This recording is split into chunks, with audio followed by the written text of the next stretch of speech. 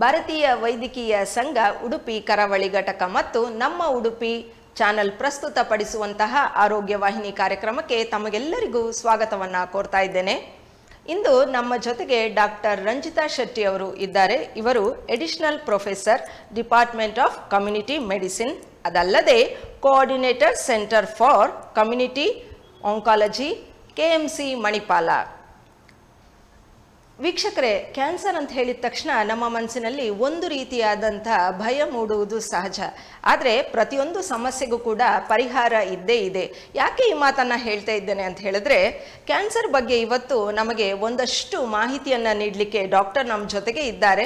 ನಮ್ಮಲ್ಲಿರುವ ಭಯವನ್ನು ಹೋಗಲಾಡಿಸಿ ಅಥವಾ ನಿಮ್ಮ ಮನಸ್ಸಿನಲ್ಲಿ ಮೂಡುವಂತಹ ಅದೆಷ್ಟೋ ಪ್ರಶ್ನೆಗಳಿಗೆ ಉತ್ತರವನ್ನು ಸಹ ನೀಡ್ತಾರೆ ಅನ್ನುವ ಭರವಸೆಯೊಂದಿಗೆ ನಮ್ಮ ಇಂದಿನ ಕಾರ್ಯಕ್ರಮಕ್ಕೆ ಡಾಕ್ಟರಿಗೆ ಪ್ರೀತಿಪೂರ್ವಕವಾದಂಥ ಸ್ವಾಗತವನ್ನು ಬಯಸ್ತಾ ಇದ್ದೇನೆ. ನಮಸ್ತೆ ಡಾಕ್ಟರ್, ನಮ್ಮ ಆರೋಗ್ಯ ವಾಹಿನಿ ಕಾರ್ಯಕ್ರಮಕ್ಕೆ ತಮಗೆ ಪ್ರೀತಿಪೂರ್ವಕವಾದಂಥ ಸ್ವಾಗತ.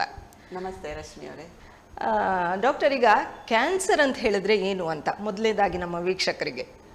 ಕ್ಯಾನ್ಸರ್ ಅಂತ ಹೇಳಿದ್ರೆ ಅದು ಒಂದು ನಮ್ಮ ದೇಹದಲ್ಲಿ ಈ ಜೀವಕೋಶಗಳೇನಿರ್ತವೆ ಅದು ಈ ಅಸಮರ್ಪಕವಾಗಿಲ್ಲದೆ ಇರುವಂತಹ ಜೀವಕೋಶಗಳು ಅನ್ಕಂಟ್ರೋಲ್ಡ್ ವೇಯಲ್ಲಿ ವಿಭಜನೆಯಾಗಿ ಅದರಿಂದ ಕ್ಯಾನ್ಸರ್ ಉಂಟಾಗುವಂಥದ್ದು. ಸೊ ಅದು ಗಡ್ಡೆಯ ಇದರಲ್ಲಿ ಇರಬಹುದು, ಗಡ್ಡೆಯ ರೂಪದಲ್ಲಿ, ಅಥವಾ ಅಂಗಾಂಶಗಳು ಅದು ವಿಭಜನೆಯಾಗಿ ಅದು ಅಬ್ನಾರ್ಮಲ್ ಆಗಿ ಬೆಳೆಯುವಂಥದ್ದು. ಸೊ ಇಂತಹ ಒಂದು ಜೀವಕೋಶಗಳು ಹಾಗೆ ಬೆಳವಣಿಗೆ ಆದಾಗ ಅವು ನಾರ್ಮಲ್ ಆಗಿ ಇರುವಂತಹ ಸಮರ್ಪಕವಾಗಿ ಕೆಲಸ ಮಾಡುವಂತಹ ಜೀವಕೋಶಗಳಿಗೂ ಸಹ ಅಂತಹ ಅಂಗಾಂಶಗಳಿಗೂ ಸಹ ಅದು ಹಾನಿಯನ್ನು ಉಂಟು ಮಾಡ್ತದೆ. ಸೊ ಅದನ್ನು ನಾವು ಕ್ಯಾನ್ಸರ್ ಅಂತ ಕರಿತೇವೆ. ಈಗ ಭಾರತದಲ್ಲಿ ಸಾಮಾನ್ಯವಾಗಿ ಇರುವಂಥ ಕ್ಯಾನ್ಸರ್ನ ವಿಧಗಳು ಯಾವುದು ಅಂತ ಹೇಳ್ಕೊಂಡು ಕಂಡು ಬರುವಂಥದ್ದು? ಭಾರತದಲ್ಲಿ ನಾವು ನಮ್ಮ ಈ ಅಂಕಿಅಂಶಗಳ ಪ್ರಕಾರ ಹೇಳೋದಾದ್ರೆ ಭಾರತದಲ್ಲಿ ಅರೌಂಡ್ 14 ಲಕ್ಷದವರೆಗೆ 14 ಲಕ್ಷದಷ್ಟು ಹೊಸ ಕ್ಯಾನ್ಸರ್ಗಳನ್ನು ಪತ್ತೆ ಹಚ್ಚಲಾಗಿತ್ತು 2022ರಲ್ಲಿ. ಅದು ಎಷ್ಟಂತ ಹೇಳಿದ್ರೆ ಅದನ್ನ ನಾವು ಟ್ರಾನ್ಸ್ಲೇಟ್ ಮಾಡಿದ್ರೆ ಒಂದು 9 ಜನರಲ್ಲಿ ಒಬ್ಬರಿಗೆ ಒಬ್ಬ ಭಾರತೀಯರಲ್ಲಿ ಈ ಕ್ಯಾನ್ಸರ್ ಅನ್ನುವ ಡಯಾಗ್ನೋಸಿಸ್ ಅವರ ಲೈಫ್ ಟೈಮಲ್ಲಿ ಬರುವ ಸಾಧ್ಯತೆ ಇರ್ತದೆ. ಸೊ ಹಾಗೆ ಅಷ್ಟು ಅದು ಕ್ಯಾನ್ಸರ್ನ ಪ್ರಮಾಣ ಅಷ್ಟು ಗಣನೀಯ ಪ್ರಮಾಣದಲ್ಲಿ ಹೆಚ್ಚಾಗ್ತಾ ಇದೆ ಇವಾಗ. ಸೊ ಅದಕ್ಕೆ ತುಂಬಾ ಕಾರಣಗಳಿದೆ. ಬೇರೆ ಬೇರೆ ಅದು ಲೈಫ್ ಸ್ಟೈಲ್ ಇರ್ಬೋದು, ಅಥವಾ ಹೆಚ್ಚಾಗಿ ಪತ್ತೆ ಹಚ್ಚುವಂತಹದ್ದು. ಈಗ ನಮ್ಮ ಆರೋಗ್ಯ ವ್ಯವಸ್ಥೆಯಲ್ಲಿಯೂ ಸಹ ಅದು ಹೆಚ್ಚಾಗಿ ಅವುಗಳನ್ನು ಪತ್ತೆ ಹಚ್ಚುವಂತಹ ಒಂದು ಫೆಸಿಲಿಟೀಸ್ ಸಹ ಜಾಸ್ತಿ ಆಗಿದೆ ಮೊದಲಿಗೆ ಕಂಪೇರ್ ಮಾಡಿದ್ರೆ. ಸೊ ಹಾಗಾಗಿ ಹೆಚ್ಚು ಸಂಖ್ಯೆಯಲ್ಲಿ ನಾವು ಈ ಕ್ಯಾನ್ಸರ್ ಕೇಸಸ್ಗಳು ಕಂಡು ಬರ್ತದೆ. ಸೊ ಹೆಚ್ಚಾಗಿ ಕಂಡು ಬರುವಂಥದ್ದು ಅಂತ ನೀವು ಕೇಳಿದ್ರಿ, ಅದು ಪುರುಷರಲ್ಲಿ ತಗೊಂಡ್ರೆ ಅದು ಯೂಶಲಿ ಶ್ವಾಸಕೋಶದ ಕ್ಯಾನ್ಸರ್ ಅದು ಫಸ್ಟ್ ಪ್ಲೇಸ್ ಅಲ್ಲಿ ಇದೆ. ಅಂದ್ರೆ ಅದು ಹೆಚ್ಚಾಗಿ ಕಂಡು ಬರುವಂತ ಕ್ಯಾನ್ಸರ್. ಅದರ ನೆಕ್ಸ್ಟ್ ಓರಲ್ ಅಥವಾ ಇದು ಬಾಯಿ ಮತ್ತೆ ಗಂಟಲಿನ ಕ್ಯಾನ್ಸರ್ ಅಂತ ನಾವೇನು ಹೇಳ್ತೀವಿ ಅದು, ಹಾಗೆ ಮತ್ತೆ ಜಠರ ಮತ್ತೆ ಕರುಳಿನ ಕ್ಯಾನ್ಸರ್ ಸಹ ಕಂಡು ಬರ್ತದೆ, ತುಂಬಾ ಹೆಚ್ಚಾಗಿ ಕಂಡು ಬರುವಂತದ್ದು. ಮಹಿಳೆಯರಲ್ಲಿ ತಗೊಂಡ್ರೆ ಅದು ಸ್ತನದ ಕ್ಯಾನ್ಸರ್. ಮೊದಲು ಗರ್ಭಕೋಶದ ಕಂಠದ ಕ್ಯಾನ್ಸರ್ ತುಂಬಾ ಜಾಸ್ತಿ ಇತ್ತು, ಈಗ ಅದನ್ನ ಸ್ತನದ ಕ್ಯಾನ್ಸರ್ ಆ ಜಾಗವನ್ನು ತಗೊಂಡಿದೆ. ಹಾಗೆ ಗರ್ಭಕೋಶದ ಕಂಠದ ಕ್ಯಾನ್ಸರ್ ಅದು ಸೆಕೆಂಡ್ ಅಲ್ಲಿ ಇದೆ, ಅಂದ್ರೆ ಅದು ಜಾಸ್ತಿ ಇದೆ, ಬಟ್ ಸ್ತನದ ಕ್ಯಾನ್ಸರ್ ಪ್ರಮಾಣ ತುಂಬಾ ಜಾಸ್ತಿ ಆಗಿದೆ. ಸೊ ಹಾಗೆ ಮಹಿಳೆಯರಲ್ಲಿ ಅವೆರಡು ಹೆಚ್ಚಾಗಿ ಕಂಡು ಬರುವಂಥದ್ದು. ಸೊ ಇವೆಲ್ಲ ಈಗ ನಾನು ಏನು ಹೇಳಿದೆ 3-4 ವಿಧಗಳು ಟೈಪ್ಸ್ ಆಫ್ ಕ್ಯಾನ್ಸರ್ಸ್. ಅದು almost like 50% of the cancers ಅಲ್ಲಿ ಇದರ ಪ್ರಮಾಣವೇ ಜಾಸ್ತಿ ಇದೆ. 50% ಆಫ್ ದ ಕ್ಯಾನ್ಸರ್ ಇದರಲ್ಲೇ ಕಂಡು ಬರ್ತದೆ ಭಾರತದಲ್ಲಿ. ಇದು ಭಾರತದಲ್ಲಿ ಕಂಡು ಬರುವಂತ ಕ್ಯಾನ್ಸರ್ನ ಒಂದಷ್ಟು ವಿಧ ಆಯ್ತು, ಅದ್ರ ಬಗ್ಗೆ ಹೇಳಿದ್ರಿ. ಈ ಕ್ಯಾನ್ಸರ್ಗೆ ಅಂತ ಹೇಳಿದ್ರೆ ಪ್ರಮುಖವಾಗಿ ಕಂಡು ಬರುವಂತಹ ಅಪಾಯಕಾರಿ ಅಂಶಗಳು ಯಾವುದು ಅಂತ? ಸಿಂಪ್ಟಮ್ಸ್ ಬಗ್ಗೆ ಹೇಳೋದಾದ್ರೆ ಇದು ಈಗ ನಾನು ಎಲ್ಲ ಕ್ಯಾನ್ಸರಿಗೆ ಅದು ಬೇರೆ ಬೇರೆ ರೀತಿಯ ಸಿಂಪ್ಟಮ್ಸ್ ಇರ್ತದೆ. ತುಂಬಾ ಸಾಮಾನ್ಯವಾಗಿ ಕಂಡು ಬರುವಂತ ಕ್ಯಾನ್ಸರ್ಗಳಂತ ಹೇಳಿದ್ರೆ ನಾವು ಇಂಡಿಯಾದಲ್ಲಿ ತಗೊಳ್ಳೋದಾದ್ರೆ ಬಾಯಿ ಮತ್ತೆ ಗಂಟಲಿನ ಕ್ಯಾನ್ಸರ್, ಸ್ತನದ ಕ್ಯಾನ್ಸರ್, ಮತ್ತೆ ಗರ್ಭಕೋಶದ ಕಂಠದ ಕ್ಯಾನ್ಸರ್. ಸೊ ಬಾಯಿಯಲ್ಲಿ ಪದೇ ಪದೇ ಹುಣ್ಣಾಗುವಂಥದ್ದು, ಅಥವಾ ಅವರಿಗೆ ಏನಾದರೂ ಇದು ಉರಿ ಆಗುವಂಥದ್ದು, ನಾಲಿಗೆಯಲ್ಲಿ ಹುಣ್ಣಾಗುವಂಥದ್ದು, ಹಾಗೆ ಏನಾದ್ರೂ ಇದ್ರೆ ಅದು ತಕ್ಷಣ ತೋರಿಸ್ಕೊಳ್ಬೇಕಾಗ್ತದೆ. ಅಥವಾ ಇದು ನಾವೇನು ಹೇಳ್ತೀವಿ ಡ್ಯಾಮೇಜ್ ಆಗುವಂಥದ್ದು ಅಂದ್ರೆ ಪ್ಯಾಚಸ್, ಈಗ ಯಾವ್ದಾದ್ರು ಕೆಂಪು ಕಲರಿನ ಪ್ಯಾಚಸ್ ಕಂಡು ಬಂದ್ರೆ ಬಾಯಿ ಒಳಗೆ ಅಥವಾ ಬಿಳಿ ಕಲರಿನ ಹಾಗೆ ಏನಾದ್ರು ಚೇಂಜಸ್ ಇದ್ರೆ ಅದನ್ನ ತಕ್ಷಣವೇ ಅವರು ವೈದ್ಯರಲ್ಲಿ ತೋರಿಸಿ ಅದು ಏನು ಅಂತ ಹೇಳಿ ಒಂದು ಪರೀಕ್ಷೆ ಮಾಡಿಸ್ಕೊಳ್ಬೇಕಾಗ್ತದೆ. ಹಾಗೆ ಸ್ತನದ ಕ್ಯಾನ್ಸರ್ ಅಲ್ಲಿ ತಗೊಂಡ್ರೆ ಯೂಶಲಿ ಸ್ತನದ ಆಕಾರದಲ್ಲಿ ಬದಲಾವಣೆ ಆಗೋದು ಅದೇ ಒಂದು ಫಸ್ಟ್ ಸಿಂಪ್ಟಮ್ ಇರ್ಬೋದು, ಅಥವಾ ಅದು ಸ್ಕಿನ್ನಲ್ಲಿ ಚೇಂಜಸ್ ಆಗುವಂಥದ್ದು, ಅಥವಾ ನಿಪ್ಪಲಲ್ಲಿ ಡಿಸ್ಚಾರ್ಜ್ ಬರುವಂಥದ್ದು ನೀರಿನ ಹಾಗೆ ಅಥವಾ ಹಾಲಿನ ಹಾಗೆ. ಈಗ ಹಾಲು ಕುಡಿಸದೇ ಇರುವಂಥ ಮಹಿಳೆಯರಲ್ಲಿ. ಮತ್ತೆ ಇದು ಗಡ್ಡೆ ತುಂಬ ಕಾಮನ್ ಆಗಿ ನಾವು ಯೂಶಲಿ ನೋಡುವಂಥದ್ದು ಏನಂದ್ರೆ ನಾವೀಗ ಸ್ಕ್ರೀನಿಂಗಿಗೆ ಕರೆದಾಗ ಮಹಿಳೆಯರಲ್ಲಿ ಕೆಲವರಲ್ಲಿ ಗಡ್ಡೆ ಇರ್ತದೆ, ಅಂದರೆ ಸಣ್ಣ ಪ್ರಮಾಣದ ಗಡ್ಡೆ ಇರ್ಬೋದು ಅಥವಾ ಸ್ವಲ್ಪ ಅವರಿಗೆ ಕೈಗೆ ಸಿಗುವಷ್ಟು ಇರ್ಬೋದು. ಸೊ ಅಂಥದ್ದೇನಾದ್ರೂ ಇದ್ರೆ ಅದನ್ನು ಸಹ, ಮತ್ತೆ ಕಂಕುಳಲ್ಲಿ ಸಹ ಹಾಗೆ ಏನಾದರೂ ಸಣ್ಣ ಗುಳ್ಳೆ ಥರ ಅಥವಾ ಗಡ್ಡೆ ಥರ ಏನಾದರೂ ಇದ್ರೆ ಅದನ್ನು ಸಹ ಒಂದು ಸಲ ವೈದ್ಯರಲ್ಲಿ ತೋರಿಸಿ ಅದನ್ನು ಪರೀಕ್ಷೆ ಮಾಡಿಸ್ಕೊಳ್ಬೇಕಾಗ್ತದೆ. ಹಾಗೆ ಗರ್ಭಕೋಶದ ಕಂಠದ ಕ್ಯಾನ್ಸರ್ ಅಂದರೆ ಸರ್ವೈಕಲ್ ಕ್ಯಾನ್ಸರ್ ಅಂತ ನಾವೇನು ಹೇಳ್ತೀವಿ, ಅದರಲ್ಲಿ ಅವರಿಗೆ ಇದು ಮುಟ್ಟಿನ ನಡುವೆ ಬ್ಲೀಡಿಂಗ್ ಆಗುವಂಥದ್ದು ಅಥವಾ ಮುಟ್ಟು ನಿಂತವರಲ್ಲಿ ಪುನಃ ಬ್ಲೀಡಿಂಗ್ ಸ್ಟಾರ್ಟ್ ಆಗುವಂಥದ್ದು, ಹಾಗೆ ಮತ್ತೆ ಇದು ಲೈಂಗಿಕ ಸಂಪರ್ಕ ಹೊಂದಿದಾಗ ಬ್ಲೀಡಿಂಗ್ ಆಗುವಂಥದ್ದು, ಮತ್ತೆ ಕೆಲವರಿಗೆ ತುಂಬ ಕೆಳ ಸೊಂಟ ನೋವಿರ್ತದೆ. ಸೊ ಅದು ಸಹ ಒಂದು ಸೈನ್ ಸಿಂಪ್ಟಮ್ ಆಗಿರ್ಬೋದು. ಸೊ ಅದನ್ನು ಸಹ ಹಾಗೆ ಏನಾದ್ರೂ ಇದ್ರೆ ಅದನ್ನು ಮತ್ತೆ ಇದು ವಾಸನೆಯುಕ್ತ ಸ್ರಾವ ಆಗುವಂಥದ್ದು, ಸೊ ಹಾಗೆ ಎಲ್ಲ ಇದ್ರೆ ಅದನ್ನ ತಕ್ಷಣವೇ ವೈದ್ಯರಲ್ಲಿ ತೋರಿಸಿ ಪರೀಕ್ಷೆ ಮಾಡಿಸ್ಕೊಂಡು ಏನು ಅಂತ ಹೇಳಿ ಅದನ್ನ ಕನ್ಫರ್ಮ್ ಮಾಡ್ಕೊಳ್ಳೋದು ಒಳ್ಳೆಯದು. ಸೊ ಬಹುಶಃ ಇದರಿಂದ ನಾವು ಕೆಲವೊಂದಷ್ಟು ಅಂತ ಹೇಳಿದರೆ ನಗರ ವಾಸಿಗಳಲ್ಲಿ ಸ್ವಲ್ಪ ಮುಜುಗರ ಅಂತ ಹೇಳಿದು ಕಡಿಮೆ ಇರ್ಬೋದು, ಆದರೆ ಗ್ರಾಮೀಣ ಭಾಗದಲ್ಲಿ ಹೋದಾಗ ಅಲ್ಲಿ ಮುಜುಗರ ಅಂತ ಹೇಳಿದು ಸ್ವಲ್ಪ ಜಾಸ್ತಿ ಇರ್ತದೆ. ಬಹುಶಃ ನೀವೀಗ ಕೊನೆಯದಾಗಿ ಹೇಳಿದಾಗ ಅಂದರೆ ವಾಸನೆಯುಕ್ತವಾದಂಥ ಸ್ರಾವ ಬರುವಂಥದ್ದು ಅಂತ ಆ ಥರ ಬಂದಾಗ ಮನೆಯಲ್ಲೇ ಹೇಳಲಿಕ್ಕೆ ಹಂಚ್ಕೊಳ್ತಾ ಇರುವವರಿಗೆ ಇದೊಂದು ಕಿವಿ ಮಾತಾಗ್ತದೆ ಅಂತ ಹೇಳ್ಕೊಂಡು, ಅದರಿಂದ ಯಾವುದನ್ನು ಸಹ ಹೇಳಿಕೊಳ್ಳದೇ ಇದ್ರೆ ಸಮಸ್ಯೆ ಹಿಡಿದು ದೊಡ್ಡದಾಗ್ತಾ ಹೋಗ್ತದೆ. ಆರಂಭಿಕ ಹಂತದಲ್ಲೇ ಅದಕ್ಕೆ ಹೇಳಿ ಪರಿಹಾರ ತಗೊಂಡ್ರೆ ದೊಡ್ಡದಾಗುವುದನ್ನು ಚಿಕ್ಕದ್ರಲ್ಲೇ ತಪ್ಪಿಸಬಹುದು ಅಂತ ಹೇಳ್ಕೊಂಡು, ಈಗ ಕ್ಯಾನ್ಸರ್ ಚಿಕಿತ್ಸೆಗೆ ಆರಂಭಿಕ ಹಂತದಲ್ಲಿಯೇ ಬಂದರೆ ಅಲ್ಲೇ ಬರಬೇಕನ್ನೋದು ಎಷ್ಟು ಇಂಪಾರ್ಟೆನ್ಸ್ ಆಗಿರ್ತದೆ? ಅಂದರೆ ಮೊದಲನೇ ಬರ್ಬೇಕಂತ ಹೇಳಿ ನೀವೀಗ ಹೇಳಿದ್ರಿ, ಈ ಥರದ ಸಿಂಟಮ್ಗಳು ಬಂದ ತಕ್ಷಣ ವೈದ್ಯರಿಗೆ ತೋರಿಸ್ಬೇಕಂತ. ಯಾಕೆ ಆ ಥರ ಬಂದರೆ, ಮೊದಲನೇದಾಗಿ ಬಂದರೆ ಅದರಿಂದ ಏನು ಉಪಯೋಗ ಆಗ್ತದೆ ಅಂತ ಆ ಪೇಷಂಟ್ಗಳಿಗೆ? ಅದರಲ್ಲಿ ಆರಂಭಿಕ ಹಂತದಲ್ಲಿ ಅಂತ ನಾವು ಹೇಳೋದಾದ್ರೆ ಒಂದೊಂದ್ಸಲ ಈ ಎಲ್ಲ ಸಿಂಪ್ಟಮ್ಸಿಗೆ ಕಾಯ್ಬೇಕು ಅಂತಿಲ್ಲ. ನಾವೀಗ ಸ್ಕ್ರೀನಿಂಗ್ ಅಂತ ಏನು ಹೇಳ್ತೀವಿ ಅದು ನಾವು ನಾರ್ಮಲ್ ಆಗಿ ಇರುವವರಲ್ಲಿ ಟೆಸ್ಟ್ ಮಾಡುವಂಥದ್ದು. ಅವಾಗನೇ ಏನಾದರೂ ಪತ್ತೆ ಹಚ್ಚಿದ್ರೆ ನಾವು ಅವಾಗ ಅದನ್ನ ಬೇಗನೆ ಈಗ ನಾವು ಕ್ಯಾನ್ಸರ್ ಅಂತ ನಾವೇನು ಹೇಳ್ತೀವಿ, ಎಲ್ಲ ಡಿಸೀಸಿಗೆ ಒಂದು ನ್ಯಾಚುರಲ್ ಹಿಸ್ಟ್ರಿ ಅಂತ ಇರ್ತದೆ. ಸೊ ಕ್ಯಾನ್ಸರ್ ಅಲ್ಲಿ ಹಾಗೆ ಅದು ನಾವು ತಗೊಂಡ್ರೆ ಅದನ್ನ ಒಂದು ಪ್ರೀ ಕ್ಯಾನ್ಸರಸ್ ಸ್ಟೇಜ್ ಅಂತ ಏನು ಹೇಳ್ತೀವಿ, ಸ್ವಲ್ಪ ಚೇಂಜಸ್ ಆಗಿರುತ್ತೆ ಟಿಶ್ಯೂ ಅಲ್ಲಿ, ಆದರೆ ಅದಿನ್ನೂ ಕ್ಯಾನ್ಸರ್ ಆಗಿ ಮಾರ್ಪಾಡಾಗಿರೋದಿಲ್ಲ. ಸೊ ಅಲ್ಲಿಂದ ಅದು ಕ್ಯಾನ್ಸರ್ ಆಗಿ ಮಾರ್ಪಾಡಾಗ್ಲಿಕ್ಕೆ ಒಂದು 10 ರಿಂದ 15 ವರ್ಷ ಬೇಕು ಸುಮಾರು ಕ್ಯಾನ್ಸರ್ಗಳಿಗೆ. ಸೊ ಅದು ಒಂದು ಈಗ 6 ತಿಂಗಳಲ್ಲಿ 1 ವರ್ಷದಲ್ಲಿ ಆಗುವಂಥದ್ದಲ್ಲ. ಸೊ ಅವಾಗ ನಾವು ಆ ಆರಂಭಿಕ ಹಂತದಲ್ಲೇ ಪತ್ತೆ ಹಚ್ಚಬೇಕು ಅಂತ ಹೇಳಿದ್ರೆ ಅವರಿಗೆ ಇದೆಲ್ಲ ಸಿಂಪ್ಟಮ್ಸ್ ಇರಬೇಕು ಅಂತಿಲ್ಲ. ಕೆಲವರಿಗೆ ಇರ್ಬೋದು, ಇಲ್ಲದೆ ಇದ್ರೂ ಸಹ ಅವರು ಸ್ಕ್ರೀನಿಂಗ್ ಅಂದ್ರೆ ತಪಾಸಣೆ ಒಳಪಟ್ಟು ಏನು ಎಲ್ಲ ನಾರ್ಮಲ್ ಆಗಿದೆ ಅಥವಾ ಏನಾದ್ರೂ ಚೇಂಜಸ್ ಇದೆಯಾ ಅಂತ ಹೇಳಿ ನೋಡ್ಕೊಳ್ಳೋದು ತುಂಬಾ ಒಳ್ಳೇದು. ಸೊ ಅದಕ್ಕೋಸ್ಕರ ನಾನು ಹೇಳಿದ್ದು ಆರಂಭಿಕ ಹಂತದಲ್ಲೇ ಪತ್ತೆ ಹಚ್ಚಿದ್ರೆ ಒಳ್ಳೇದು ಅಂತ ಹೇಳಿ. ಸೊ ಅದಕ್ಕೆ ಎಲ್ಲ ಕ್ಯಾನ್ಸರ್ಗಳಿಗೆ ಈಗ ನಾವು ಎಲ್ಲರಿಗೂ ನೀವು ಹೇಳಿದ್ರೆ ಗ್ರಾಮೀಣ ಭಾಗದಲ್ಲಿ ಅಥವಾ ಈಗ ನಗರದಲ್ಲಿ ಸಹ ಎಲ್ಲ ಕಡೆ ಎಲ್ಲ ಕ್ಯಾನ್ಸರಿಗೂ ಸ್ಕ್ರೀನಿಂಗ್ ಮಾಡುವಂತ ಫೆಸಿಲಿಟೀಸ್ ಇರ್ಲಿಕ್ಕಿಲ್ಲ.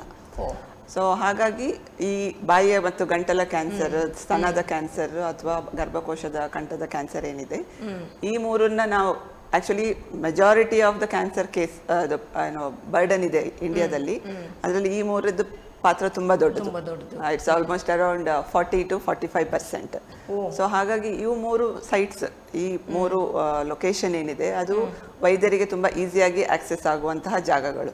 ಬಾಯಿ ಅಥವಾ ಸ್ತನವನ್ನು ನೋಡುವಂಥದ್ದು, ಪರೀಕ್ಷೆ ಮಾಡುವಂಥದ್ದು, ಅಥವಾ ಗರ್ಭಕೋಶದ ಕಂಠ ಸಹ. ಸೊ ಹಾಗಾಗಿ ಅವು 3ನ್ನ ನಾವು ಏನು ಹೇಳೋದಂದ್ರೆ ನಿಯಮಿತವಾಗಿ ತಪಾಸಣೆ ಮಾಡಿಸ್ಕೊಳ್ತಾ ಇರಬೇಕಾಗ್ತದೆ ಅಂತ. ಸೊ ಅವಾಗ ಅಟ್ಲೀಸ್ಟ್ ಏನಾದರೂ ಚೇಂಜಸ್ ಆದರೆ ಮೊದಲೇ ಗೊತ್ತಾಗ್ತದೆ.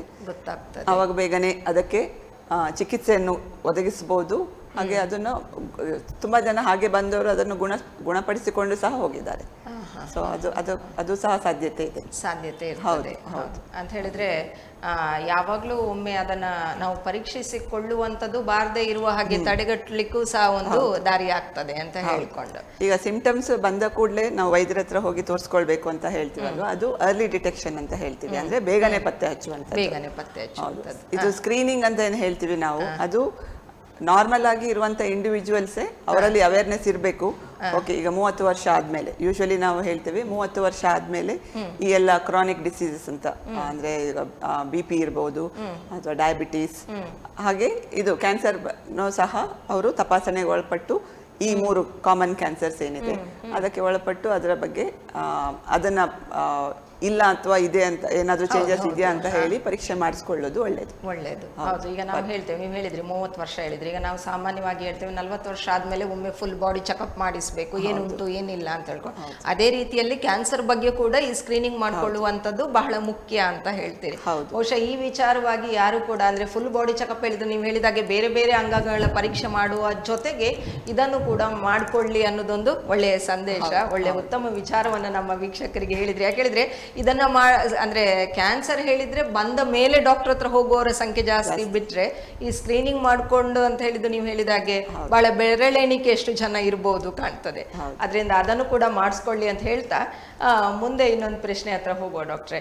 ಈ ಗ್ರಾಮೀಣ ಭಾಗದಲ್ಲಿ ಕ್ಯಾನ್ಸರ್ ಅನ್ನ ತಡೆಗಟ್ಟಲಿಕ್ಕೆ ಅಂತ ಹೇಳಿದ್ರೆ ಅದನ್ನ ಕಂಟ್ರೋಲ್ ಮಾಡ್ಲಿಕ್ಕೆ ಅಥವಾ ಅದರ ಬಗ್ಗೆ ಒಂದು ಏನು ತಪಾಸಣೆ ಮಾಡ್ಲಿಕ್ಕೆ ಹೋದ ಸಂದರ್ಭದಲ್ಲಿ ಅಥವಾ ಆ ತರದ ಒಂದು ಸಿಚುವೇಶನ್ ಅಲ್ಲಿ ಅಲ್ಲಿ ಏನು ಅಡೆತಡೆಗಳು ಬರ್ತದೆ, ಅಲ್ಲಿ ಇರುವಂತ ಪ್ರಾಬ್ಲಮ್ಸ್ಗಳು ಏನು ಅಂತ? ಈಗ ನಮ್ಮ ಸೆಂಟರ್ ಫಾರ್ ಕಮ್ಯುನಿಟಿ ಆಂಕಾಲಜಿ ವತಿಯಿಂದ ನಾವು ತುಂಬಾ ಈ ಸ್ಕ್ರೀನಿಂಗ್ ಪ್ರೋಗ್ರಾಮ್ಸ್ ಅನ್ನ ನಡೆಸ್ತೇವೆ ಅಕ್ರಾಸ್ ಉಡುಪಿ ಡಿಸ್ಟ್ರಿಕ್ಟ್ ಮತ್ತೆ ಹೊರಗಿನ ಡಿಸ್ಟ್ರಿಕ್ಟ್ಸ್ ಅಲ್ಲೂ ಸಹ ಮಾಡಿದ್ದೇವೆ.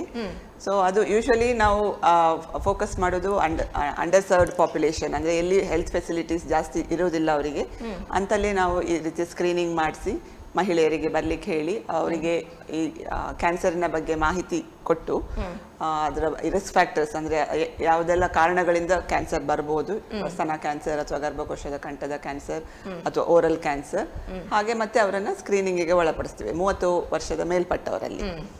ಸೊ ಅವಾಗ ನಾವು ಈಗ ಒಂದು 10 ವರ್ಷದಿಂದ ನಾವು ಈ ಕಾರ್ಯಕ್ರಮವನ್ನು ನಡೆಸ್ಕೊಂಡು ಬರ್ತಾ ಇದ್ದೇವೆ ನಮ್ಮ ಸೆಂಟರ್ ಇಂದ. ಸೊ 10 ವರ್ಷದಲ್ಲಿ ನೋಡಿದ್ರೆ ಈಗ ಸ್ವಲ್ಪ ಚೇಂಜಸ್ ಇದೆ, ಜನರಲ್ಲಿ ಸ್ವಲ್ಪ ಮಟ್ಟಿಗೆ ಅವೇರ್ನೆಸ್ ಆಗಿ ಬಂದಿದೆ ಕ್ಯಾನ್ಸರ್ ಬಗ್ಗೆ. ನಾವು ಮಾಹಿತಿ ಕಾರ್ಯಕ್ರಮ ಕೊಡೋದ್ರಿಂದ ಇರ್ಬೋದು, ಮತ್ತೆ ಈಗ ಟಿವಿ ನ್ಯೂಸ್ ಪೇಪರ್ ಅಲ್ಲಿ ಎಲ್ಲ ಓದಿಸ ಇರ್ಬೋದು. ಆದ್ರೆ ಅದು ಇನ್ನೂ ತುಂಬಾ ಕಡಿಮೆ ಮಟ್ಟದಲ್ಲಿದೆ, ಇನ್ನೂ ಹೆಚ್ಚಾಗ್ಬೇಕದು. ಯಾಕೆಂತ ಹೇಳಿದ್ರೆ ಅವರಲ್ಲಿ ಅವೇರ್ನೆಸ್ ಇಲ್ಲದೆ ಇರುವ ಕಾರಣದಿಂದ ಈ ಕ್ಯಾನ್ಸರ್ ಸ್ಕ್ರೀನಿಂಗ್ ಅಂತ ಹೇಳಿದ ಕೂಡ್ಲೇನೆ ಅವರಿಗೆ ಒಂದು ಹೆದರಿಕೆ ಇರ್ತದೆ, ಮತ್ತೆ ಅದರ ಬಗ್ಗೆ ಒಂದು ಸ್ಟಿಗ್ಮಾ ಇದೆ, ಅಂದ್ರೆ ಅದು ಒಂದು ಕಳಂಕ ಅನ್ನೋ ಒಂದು ಭಾವನೆ ಸಹ ಇದೆ ಜನರಲ್ಲಿ. ಅದನ್ನ ಯಾರ ಹತ್ರ ಹೇಳ್ಬಾರ್ದು ಬಂದ್ರೆ ಹಾಗೆ ಎಲ್ಲ ಇದೆ, ಅದು ಒಂದು ಬೇರೆ ಕಾಯಿಲೆ ತರನೇ ಅಂತ ಅಂದುಕೊಳ್ಳುವವರು ತುಂಬಾ ಕಡಿಮೆ. ಸೊ ಅವಾಗ ಏನಾಗ್ತದೆ, ನಾವು ಸ್ಕ್ರೀನಿಂಗ್ ಫೆಸಿಲಿಟೀಸ್ ಅವರ ಡೋರ್ ಸ್ಟೆಪ್ ಅಲ್ಲಿ ಕೊಟ್ಟರು ಸಹ, ಅವರದೇ ಒಂದು ಲೊಕ್ಯಾಲಿಟಿಯಲ್ಲಿ ಕೊಟ್ಟರು ಸಹ ಕೆಲವು ಮಹಿಳೆಯರು ಹಿಂಜರಿತಾರೆ ಬರ್ಲಿಕ್ಕೆ. ಮತ್ತೆ ಈ ಗರ್ಭಕೋಶದ ಕಂಠದ ಕ್ಯಾನ್ಸರ್ ಏನಿದೆ ಅದಕ್ಕೆ ನಾವು ಪೆಲ್ವಿಕ್ ಎಕ್ಸಾಮಿನೇಷನ್ ಮಾಡಬೇಕಾಗುತ್ತೆ, ಅಂದ್ರೆ ಗರ್ಭಕೋಶದ ಕೆಳಭಾಗದಲ್ಲಿ ನಾವು ಪರೀಕ್ಷೆ ಮಾಡಬೇಕಾಗ್ತದೆ. ಮತ್ತೆ ಅಲ್ಲಿಂದ ಒಂದು ಸ್ಯಾಂಪಲ್ ಅನ್ನ ಪ್ಯಾಪ್ ಸ್ಮಿಯರ್ ಅಂತ ಏನು ಹೇಳ್ತೀವಿ ಅದನ್ನ ತೆಗಿಬೇಕಾಗ್ತದೆ. ಸೊ ಈ ಎಲ್ಲ ಟೆಸ್ಟ್ಗಳಿಗೆ ಒಳಪಡ್ಲಿಕ್ಕೂ ಸ್ವಲ್ಪ ಮಹಿಳೆಯರಲ್ಲಿ ಹೆಸಿಟೇಷನ್ ಇದೆ. ಸೊ ಅದಕ್ಕೋಸ್ಕರ ಸಹ ತುಂಬಾ ಜನ ಬರೋದಿಲ್ಲ. ಹಾಗಾಗಿ ಮತ್ತೆ ಅದರ ಆ ಟೆಸ್ಟ್ಗಳ ಬಗ್ಗೆ ತುಂಬಾ ಹೆದರಿಕೆ ಇದೆ ಕೆಲವು ಮಹಿಳೆಯರಲ್ಲಿ. ಅಂದ್ರೆ ಅದು ಗರ್ಭಕೋಶದ ಒಂದು ಇದು ಅವ್ರು ಅಂದ್ಕೊಳ್ತಾರೆ ಬಯಾಪ್ಸಿ ಮಾಡ್ತಾರೆ ಅಂತ ಹೇಳಿದ್ರೆ ಒಂದು ಪೀಸ್ ಅನ್ನ ತೆಗಿತಾರೆ ಅಂತ ಹೇಳಿ ಹೆದರ್ಕೊಳ್ತಾರೆ ಕೆಲವರು. ಮತ್ತೆ ಕೆಲವರು ತುಂಬಾ ನೋವಾಗ್ತದೆ ಅಂತ ಹೇಳಿ ಹೆದರ್ಕೊಳ್ತಾರೆ. ಸೊ ನಾವೇನ್ ಮಾಡ್ತೀವಿ ಅಂದ್ರೆ ಮಾಹಿತಿ ಕಾರ್ಯಕ್ರಮದಲ್ಲಿ ಅದನ್ನೆಲ್ಲದನ್ನು ನಾವು ಹೇಳ್ತೀವಿ ಅದರ ಬಗ್ಗೆ. ಅದರಲ್ಲಿ ನೋವಾಗುವಂತದ್ದೇನಿಲ್ಲ. ಮತ್ತೆ ನಾವು ಅದರದ್ದು ಗರ್ಭಕೋಶದ ತುಂಡೇನು ತೆಗೆಯುವುದಲ್ಲ, ಅದು ಅದರಲ್ಲಿ ಜಸ್ಟ್ ಒಂದು ಸ್ಮಿಯರ್ ಅಂತ ಹೇಳಿದ್ರೆ ಮೇಲ್ಪದರನ್ನು ಮಾತ್ರ ಒಂದು ಸ್ಕ್ರೇಪ್ ಮಾಡಿ ಅದನ್ನ ಗ್ಲಾಸ್ ಸ್ಲೈಡಿಗೆ ಹಾಕಿ ಸ್ಮಿಯರ್ ಮಾಡುವಂಥದ್ದು. ಸೊ ಅಷ್ಟೇ, ಅದರಲ್ಲಿ ನೋವಾಗುವಂಥದ್ದು ಏನಿಲ್ಲ ಅಥವಾ ಬ್ಲೀಡಿಂಗ್ ಆಗುವಂಥದ್ದು ಏನಿಲ್ಲ. ಸೊ ಅದ್ರ ಬಗ್ಗೆ ನಾವು ಫಸ್ಟ್ ಮಾಹಿತಿ ಕೊಟ್ಟು ಆಮೇಲೆ ಅವರಿಗೆ ಸ್ಕ್ರೀನಿಂಗಿಗೆ ಒಳಪಡಿಸಿದ್ರೆ ಅವಾಗ ಸ್ವಲ್ಪ ಅವರಿಗೆ ಹಿಂಜರಿಕೆ ಸ್ವಲ್ಪ ಕಡಿಮೆ ಆಗ್ತದೆ. ಹಾಗಾದ್ರೆ ಹೋದಾಗ ಕಾರ್ಯ ಅಂತ ಹೇಳುದು ಸುಲಭವಾಗಿರುವುದಿಲ್ಲ, ಅವರಿಗೆ ಅದನ್ನ ತಿಳಿಪಡಿಸುದು, ಅವರನ್ನು ಒಪ್ಪಿಸುದು, ಅದನ್ನು ಹೇಳುವಂತದ್ದು ಬಹಳ ಕಷ್ಟದ ಕೆಲಸವೇ ಆಗಿರ್ತದೆ ಅಂತ ಅಲ್ವಾ? ಅಂತ ಹೇಳಿದ್ರೆ ಅವರಲ್ಲಿ ಕೂಡ ಒಂದಷ್ಟು ಪ್ರಶ್ನೆಗಳು ಬರ್ಬೋದು, ಅದನ್ನು ಕೇಳಿದುಂಟಾ ನಿಮ್ಮ ಹತ್ರ, ಅದು ಯಾಕೆ ಹಾಗೆ ಹೀಗೆ ಅಂತ ಹೋದ ಸಂದರ್ಭದಲ್ಲಿ ಕೇಳ್ತಾರೆ, ಯಾಕೆ ಇದು ಈ ರೀತಿಯ ಸಿಂಪ್ಟಮ್ ಇದೆ, ಇದರಿಂದ ಇರ್ಬೋದು, ಅಂದ್ರೆ ಈಗ ಕೆಳ ಇದು ಎಂತ ಲೋ ಬ್ಯಾಕ್ ಏಕ್ ಅಂತ ಹೇಳ್ತೀವಿ, ಅಥವಾ ಬಿಳಿ ಮುಟ್ಟು ಹೋಗುವಂಥದ್ದು, ಸೊ ಹಾಗೆಲ್ಲ ಇದ್ರೆ ಅದು ಕ್ಯಾನ್ಸರ್ ಇಂದ ಇರ್ಬೋದಾ ಅಂತೆಲ್ಲ ಕೇಳ್ತಾರೆ. ಸೊ ನಾವು ಅವಾಗ ಹೇಳ್ತೀವಿ, ಇದು ನಾವು ಸ್ಕ್ರೀನಿಂಗ್ ಮಾಡೋದು ಯಾಕೆ ಅಂತ ಹೇಳಿದ್ರೆ ಅದರಲ್ಲಿ ಏನಾದ್ರೂ ಅಬ್ನಾರ್ಮಾಲಿಟಿ ಇದೆಯಾ ಅಂತ ಹೇಳಿ ಕಂಡು ಬರುವ ಪತ್ತೆ ಹಚ್ಚಲಿಕ್ಕೋಸ್ಕರ. ಸೊ ಅದರಿಂದ ನಾವು ಕ್ಯಾನ್ಸರ್ ಇದೆ ಅಂತ ಡಯಾಗ್ನೋಸಿಸ್ ಮಾಡ್ಲಿಕ್ಕೆ ಆಗುದಿಲ್ಲ. ಸೊ ಹಾಗೆ ಏನಾದ್ರೂ ಅಬ್ನಾರ್ಮಲ್ ಟೆಸ್ಟ್ ರಿಪೋರ್ಟ್ ಬಂದ್ರೆ ಆವಾಗ ಅವರನ್ನ ನಾವು ಹೈಯರ್ ಸೆಂಟರ್ಸಿಗೆ ರೆಫರ್ ಮಾಡ್ತೀವಿ. ಅಲ್ಲಿ ಅವರಿಗೆ ಈಗ ಸ್ತನದ ಕ್ಯಾನ್ಸರ್ ಬಗ್ಗೆ ಏನಾದರೂ ಡಿಟೆಕ್ಷನ್ ಆದರೆ ಎಕ್ಸಾಮಿನೇಷನ್ ಮಾಡಿದಾಗ ಅವರಿಗೆ ಹೈಯರ್ ಸೆಂಟರಲ್ಲಿ ಮ್ಯಾಮೋಗ್ರಫಿ ಮಾಡ್ತಾರೆ ಅಥವಾ ಅಲ್ಟ್ರಾಸೌಂಡ್ ಮಾಡುವಂಥದ್ದಿದೆ. ಸೊ ಅದರಲ್ಲಿ ಒಂದು ವೇಳೆ ಅದೂ ಸಹ ಸ್ಕ್ರೀನಿಂಗ್ ಟೆಸ್ಟೇ, ಅದರಲ್ಲಿ ಏನಾದ್ರು ಅಬ್ನಾರ್ಮ್ಯಾಲಿಟಿ ಇದೆ ಅಂತ ಗೊತ್ತಾದರೆ ಅವರಿಗೆ ಪುನಃ ಬಯೋಪ್ಸಿ ಎಲ್ಲ ಮಾಡುವ ಅಗತ್ಯ ಇರ್ತದೆ. ಸೊ ಇಲ್ಲಿ ನಾವು ಹೇಳಿದ ಅದು ಏನೋ ಅಬ್ನಾರ್ಮಲ್ ಇದೆ ಅಂತ ಹೇಳಿದ ತಕ್ಷಣ ಕ್ಯಾನ್ಸರ್ ಇದೆ ಅಂತ ಅಲ್ಲ. ತುಂಬಾ ಜನರಿಗೆ ನಾವು ಅಲ್ಲಿ ಪಾಸಿಟಿವ್ ಬಂದು ಇಲ್ಲಿ ಹೈಯರ್ ಸೆಂಟರ್ಸ್ ಅಲ್ಲಿ ನೆಗೆಟಿವ್ ಬರ್ತದೆ, ಸೊ ಅದು ಕ್ಯಾನ್ಸರ್ ಅಲ್ಲ ಅಂತ ಬರ್ತದೆ. ಬಟ್ ಅಟ್ಲೀಸ್ಟ್ ಅವರಿಗೆ ಗೊತ್ತಾಗ್ತದೆ, ಓಕೆ ಟೆಸ್ಟ್ ಮಾಡಿಸಿದ್ರು ಅವಾಗ ಇಷ್ಟು ಈಗ 30ರಿಂದ 45 ವರ್ಷದಲ್ಲಿ ಗರ್ಭಕೋಶದ ಕಂಠದ ಕ್ಯಾನ್ಸರ್ WHO ಪ್ರಕಾರ ಅಟ್ಲೀಸ್ಟ್ ಭಾರತದಲ್ಲಿ ಮಹಿಳೆಯರು ಒಂದು ಸಲನಾದ್ರೂ ಸ್ಕ್ರೀನ್ ಮಾಡಿಸ್ಬೇಕು. 30ರಿಂದ 45 ಒಳಗೆ 30ರಿಂದ 45 ವರ್ಷದ ಒಳಗೆ 1ರಿಂದ 2 ಸಲ ಸ್ಕ್ರೀನಿಂಗ್ ಮಾಡಿಸ್ಬೇಕು ಅಂತ ಇದೆ. ಸೊ ಅವಾಗ ಈ ರೀತಿ ನಾವು ಮಾಡಿದಾಗ ಅವರು ಬಂದು ಅದನ್ನ ಉಪಯೋಗ ಮಾಡ್ಕೊಂಡ್ರೆ ಸ್ಕ್ರೀನಿಂಗ್ ಆದಾಗಿ ಸಹ ಆಗ್ತದೆ, ಮತ್ತೆ ಅವರಿಗೂ ಗೊತ್ತಾಗ್ತದೆ ಓಕೆ ಇದು ನಾರ್ಮಲ್ ಆಗಿದೆ ಅಂತ. ಮತ್ತೆ ಬೇರೆ ಏನಾದ್ರೂ ತೊಂದರೆ ಇರ್ಬೋದು ಅವರಿಗೆ, ಅದಕ್ಕೂ ನಾವು ಚಿಕಿತ್ಸೆಯನ್ನ ಕೊಡಿಸುವಂತ ಇದು ವ್ಯವಸ್ಥೆ ಇದೆ. ಹೌದು. ಹಾಗೆ ಈಗ ಜನರಿಗೆ ಕ್ಯಾನ್ಸರ್ ಅಪಾಯವನ್ನು ಹೇಗೆ ಕಡಿಮೆ ಮಾಡಬಹುದು ಅಂತ ಜನರಲ್ಲಿ? ಕ್ಯಾನ್ಸರ್ ಅಂತ ಹೇಳಿದರೆ ಅದು ನಾ ಮೊದಲೇ ಹೇಳ್ದಾಗೆ ಅದು ಕ್ರಾನಿಕ್ ಡಿಸೀಸ್ ಅಂತ ಹೇಳ್ತೀವಿ ನಾವು, ಅಥವಾ ಅಸಾಂಕ್ರಾಮಿಕ ರೋಗ, ನಾನ್ ಕಮ್ಯುನಿಕೇಬಲ್ ಡಿಸೀಸ್ ಅಂತ ಹೇಳ್ತೀವಿ. ಈಗ BP, ಶುಗರ್, ಹಾರ್ಟ್ ಪ್ರಾಬ್ಲಮ್ ಎಲ್ಲ ಇದೆ ಅಲ್ಲ, ಹಾಗೆ ಇದು ಕ್ಯಾನ್ಸರ್ ಸಹ. ಸೊ ಅದಕ್ಕೆ ಈ ಕಾರಣಗಳು ಏನಿರ್ಬೋದು ಅಂತ ಹೇಳಿದ್ರೆ ಇವೆಲ್ಲದಕ್ಕೂ ಕಾಮನ್ ಆಗಿ ಕೆಲವು ಕಾರಣಗಳಿದ್ದಾವೆ. ಒಂದು ಏಜ್, ಆಸ್ ಪರ್ಸನ್ ಏಜ್ ಆದ ಹಾಗೆ ಕ್ಯಾನ್ಸರ್ ಬರುವ ಸಾಧ್ಯತೆ ಸ್ವಲ್ಪ ಜಾಸ್ತಿ ಆಗ್ತದೆ. ಸೊ ಮೊದಲಿನಗಿಂತ ಈಗ ನಮ್ದು ಲೈಫ್ ಎಕ್ಸ್ಪೆಕ್ಟೆನ್ಸಿ ಜಾಸ್ತಿ ಆಗಿದೆ ಭಾರತದಲ್ಲಿ. ಸೊ ಹಾಗಾಗಿ ಏಜ್ ಈಗ ಅಬೌವ್ 60 ಇರುವವರ ಸಂಖ್ಯೆ ಜಾಸ್ತಿ ಆಗಿದೆ. ಸೊ ಅದರಲ್ಲಿ ಹಾಗಾಗಿ ಕೆಲವರಲ್ಲಿ ಕ್ಯಾನ್ಸರ್ ಬರುವ ಸಾಧ್ಯತೆ ಇರ್ತದೆ. ಮತ್ತೆ ಜೆಂಡರ್ ವೈಸ್ ಸಹ ಕೆಲವು ಕ್ಯಾನ್ಸರ್ಗಳಿಗೆ, ಈಗ ಓರಲ್ ಕ್ಯಾನ್ಸರ್ ಹೆಚ್ಚಾಗಿ ಪುರುಷರಲ್ಲಿ ಕಂಡು ಬರುವಂಥದ್ದು. ಸೊ ಹಾಗೆ ಇದು ಏನು ನಾವು ಹೇಳ್ತೀವಿ ಗಂಡಸರು ಮತ್ತೆ ಹೆಂಗಸರಲ್ಲಿ ಅದರಲ್ಲೂ ಸಹ ಡಿಫರೆನ್ಸ್ ಇರ್ತದೆ. ಮತ್ತೆ ಫ್ಯಾಮಿಲಿ ಹಿಸ್ಟ್ರಿ, ಫ್ಯಾಮಿಲಿಯಲ್ಲಿ ಯಾರಿಗಾದ್ರೂ ಈಗ ಕ್ಯಾನ್ಸರ್ ಇದ್ರೆ, ಅವರ ತಂದೆ ತಾಯಿ ಕಡೆಯಲ್ಲಿ ಯಾರಿಗಾದ್ರೂ ಕ್ಯಾನ್ಸರ್ ಇದ್ರೆ ಅಥವಾ ತಂದೆ ತಾಯಿಯವರಿಗೆ ಇದ್ರೆ, ಸೊ ಅವಾಗ ನೆಕ್ಸ್ಟ್ ಜನರೇಷನ್ ಅವರಿಗೆ ಅದು ಬರುವ ಚಾನ್ಸಸ್ ಸ್ವಲ್ಪ ರಿಸ್ಕ್ ಜಾಸ್ತಿ ಆಗ್ತದೆ. ಎಲ್ಲರಿಗೂ ಬಂದೇ ಬರ್ತದೆ ಅಂತಲ್ಲ, ರಿಸ್ಕ್ ಜಾಸ್ತಿ ಇರ್ತದೆ ಅಂತ. ಮತ್ತೆ ಎಸ್ಪೆಷಲಿ ಫಾರ್ ಇದು ಸ್ತನ ಕ್ಯಾನ್ಸರ್, ಮತ್ತೆ ಇದು ಓವೇರಿಯನ್ ಕ್ಯಾನ್ಸರ್ ಎಲ್ಲ ಇದೆ ಅಲ್ಲ, ಯೂಟ್ರೈನ್ ಕ್ಯಾನ್ಸರ್ ಅಂತದೆಲ್ಲ, ಕೊಲೊರೆಕ್ಟಲ್ ಕ್ಯಾನ್ಸರ್ ಅಂದ್ರೆ ಕರುಳಿನ ಕ್ಯಾನ್ಸರ್ ಅದೆಲ್ಲ. ಸೊ ಅದು ಸಹ ಹಾಗೆ ಫ್ಯಾಮಿಲಿಯಲ್ಲಾಗಿ ಅದು ಹೆರಿಡಿಟರಿ ಆಗಿ ಅಂದ್ರೆ ಕುಟುಂಬದಲ್ಲಿ ಇದ್ರೆ, ಈಗ ಸ್ತನ ಕ್ಯಾನ್ಸರ್ ತಾಯಿಗೆ ಅಥವಾ ತಾಯಿಯ ಅಕ್ಕ ತಂಗಿಯರಿಗೆ ಹಾಗೆ ಏನಾದ್ರೂ ಇದ್ರೆ, ಅಥವಾ ಈಗ ಸೆಕೆಂಡ್ ಡಿಗ್ರಿ ರಿಲೇಟಿವ್ಸ್ಗೆ ಇದ್ರೂ ಸಹ ಸ್ವಲ್ಪ ರಿಸ್ಕ್ ಇರ್ತದೆ. ಸೊ ಅವಾಗ ಅವರು ನಿಯಮಿತವಾಗಿ ಅಂದ್ರೆ ವರ್ಷಕ್ಕೆ ಒಂದ್ಸಲ ಚೆಕ್ ಮಾಡಿಸ್ಕೊಳ್ತಾ ಇರ್ಬೇಕಾಗ್ತದೆ 30 ವರ್ಷದ ನಂತರ, ಬಿಕಾಸ್ ಅವರಿಗೆ ಫ್ಯಾಮಿಲಿ ಹಿಸ್ಟ್ರಿ ರಿಸ್ಕ್ ಇರಬಹುದು ಅಂತ ಹೇಳಿ. ಸೊ ಹಾಗೆ ಅದು ಕೆಲವು ಅಂಶಗಳು. ಮತ್ತೆ ಇದು ಫುಡ್ ಅಲ್ಲಿ ಈಗ ಡಯಟ್ರಿ ಫ್ಯಾಕ್ಟರ್ಸ್ ಅಂತ ನಾವೇನು ಹೇಳ್ತೀವಿ, ಹೆಚ್ಚು ಕೊಬ್ಬಿನ ಅಂಶ ಇರುವಂಥ ಫುಡ್ ತಗೊಳ್ಳುವಂಥದ್ದು, ಅಥವಾ ಜಂಕ್ ಫುಡ್ ಜಾಸ್ತಿ ತಿನ್ನುವಂಥದ್ದು, ಮತ್ತೆ ಏನು ಎಕ್ಸಸೈಸ್ ಇಲ್ಲದೆ ಇರುವಂಥದ್ದು, ಕುತ್ಕೊಂಡೆ ಕೆಲಸ ಮಾಡೋದು ಎಲ್ಲ ಜಾಸ್ತಿ ಇವಾಗ. ಸೊ ಅದು ದೈಹಿಕ ವ್ಯಾಯಾಮ ಇಲ್ಲದೆ ಇದ್ರೆ, ಮತ್ತೆ ಬೇರೆ ಇದು ಎಂತ ಈ ಸಬ್ಸ್ಟೆನ್ಸ್ ಯೂಸ್ ಅಂತ ನಾವೇನು ಹೇಳ್ತೀವಿ, ತಂಬಾಕು ಯೂಸ್ ಮಾಡುವಂಥದ್ದು, ಸ್ಮೋಕಿಂಗ್ ಮತ್ತೆ ತಂಬಾಕು ಜಗಿಯೋದು, ಚ್ಯೂವಿಂಗ್ ಪಾನ್ ಅಥವಾ ಬೇರೆ ಎಲ್ಲ ಅದರಿಂದ ಸಹ ಓರಲ್ ಮತ್ತೆ ಇದು ಗಂಟಲು ಕ್ಯಾನ್ಸರ್ ಬರುವಂತ ಚಾನ್ಸಸ್ ಇದೆ. ಶ್ವಾಸಕೋಶದ ಕ್ಯಾನ್ಸರ್ ಸ್ಮೋಕಿಂಗ್ ಇಂದ, ಮತ್ತೆ ಆಲ್ಕೋಹಾಲ್ ಮದ್ಯಪಾನ ಮಾಡೋದು, ತುಂಬಾ ಮದ್ಯಪಾನ ಮಾಡೋದ್ರಿಂದ ಸಹ ಬೇರೆ ಬೇರೆ ಕ್ಯಾನ್ಸರ್ಗಳು ಬರುವಂತ ಚಾನ್ಸಸ್ ಇರ್ತದೆ. ಇದು ಜಠರದ ಕ್ಯಾನ್ಸರ್ ಇರ್ಬೋದು, ಲಿವರ್ ಕ್ಯಾನ್ಸರ್ ಇರ್ಬೋದು. ಸೊ ಅದೆಲ್ಲ ಮದ್ಯಪಾನದಿಂದ ರಿಸ್ಕ್ ಜಾಸ್ತಿ ಆಗ್ತದೆ. ಸೊ ಹಾಗೆ ಬೇರೆ ಬೇರೆ ಅಂಶಗಳಿದ್ದಾವೆ. ಅದನ್ನೆಲ್ಲ ಅದು ಎಲ್ಲ ನಾನ್ ಕಮ್ಯುನಿಕೇಬಲ್ ಡಿಸೀಸಸ್ಗೆ ಸೇಮ್ ಇದೆ ಆಕ್ಚುಲಿ. ಸೊ ಅದನ್ನ ಕಂಟ್ರೋಲ್ ಮಾಡಿದ್ರೆ, ಅದನ್ನ ಎಲ್ಲ ನಾವು ಈಗ ಒಳ್ಳೆ ಲೈಫ್ ಸ್ಟೈಲ್ ಅನ್ನ ಫಾಲೋ ಮಾಡುವಂಥದ್ದು, ದಿನ ಒಂದು ಅರ್ಧ ಗಂಟೆ ದೈಹಿಕ ವ್ಯಾಯಾಮ ಮಾಡುವಂಥದ್ದು, ಹೆಲ್ದಿ ಫುಡ್ ತಗೊಳ್ಳುವಂಥದ್ದು, ಅದನ್ನೆಲ್ಲ ಮಾಡಿದ್ರೆ ಈ ಎಲ್ಲ ಬರೀ ಕ್ಯಾನ್ಸರ್ ಅಷ್ಟೇ ಅಲ್ಲ, BP, ಶುಗರ್ ಮತ್ತೆ ಹಾರ್ಟ್ ಡಿಸೀಸ್ ಎಲ್ಲದನ್ನು ಸ್ವಲ್ಪ ಕಂಟ್ರೋಲ್ ಮಾಡಬಹುದು. ಬರೋದನ್ನ ನಮ್ಮ ಆಹಾರ ಕ್ರಮ ಮುಖ್ಯ ಆಗ್ತದೆ ಅಲ್ವಾ ಎಲ್ಲ ಕಾಯಿಲೆಗಳಿಗೂ ಸಹ. ಹೌದು, ನಾವು ತಿನ್ನುವ ಆಹಾರದ ಮೇಲಾಗಿರ್ಬೋದು, ನೀವು ಹೇಳಿದಾಗೆ ವ್ಯಾಯಾಮ ಮಾಡೋದಾಗಿರ್ಬೋದು. ಎಸ್ಪೆಷಲಿ ಇದು ಸ್ತನ ಕ್ಯಾನ್ಸರ್ ಎಲ್ಲ ಇದೆಲ್ಲ, ಅದಕ್ಕೆ ಈ ಎಲ್ಲ ಫ್ಯಾಕ್ಟರ್ಸ್ ಮತ್ತೆ ಇದು ಹೆಚ್ಚು ಇದು ಕೊಡ್ತದೆ. ಅಂದ್ರೆ ದೈಹಿಕ ವ್ಯಾಯಾಮ ಇಲ್ಲದೆ ಇರುವಂತದ್ದು, ಬೊಜ್ಜುತನ, ತುಂಬಾ ಒಬೇಸ್ ಇದ್ರೆ ಪರ್ಸನ್, ಬೊಜ್ಜು ಜಾಸ್ತಿ ಇದ್ರೆ, ಮತ್ತೆ ದೈಹಿಕ ವ್ಯಾಯಾಮ ಇಲ್ಲದೆ ಇರುವಂತದ್ದು. ಸೊ ಅನ್ಹೆಲ್ದಿ ಲೈಫ್ ಸ್ಟೈಲ್ ಅಂತ ಹೇಳ್ತೀವಿ ನಾವು. ತಂಬಾಕು ಯೂಸ್ ಮಾಡೋದು, ಮದ್ಯಪಾನ ಮಾಡುವಂಥದ್ದು.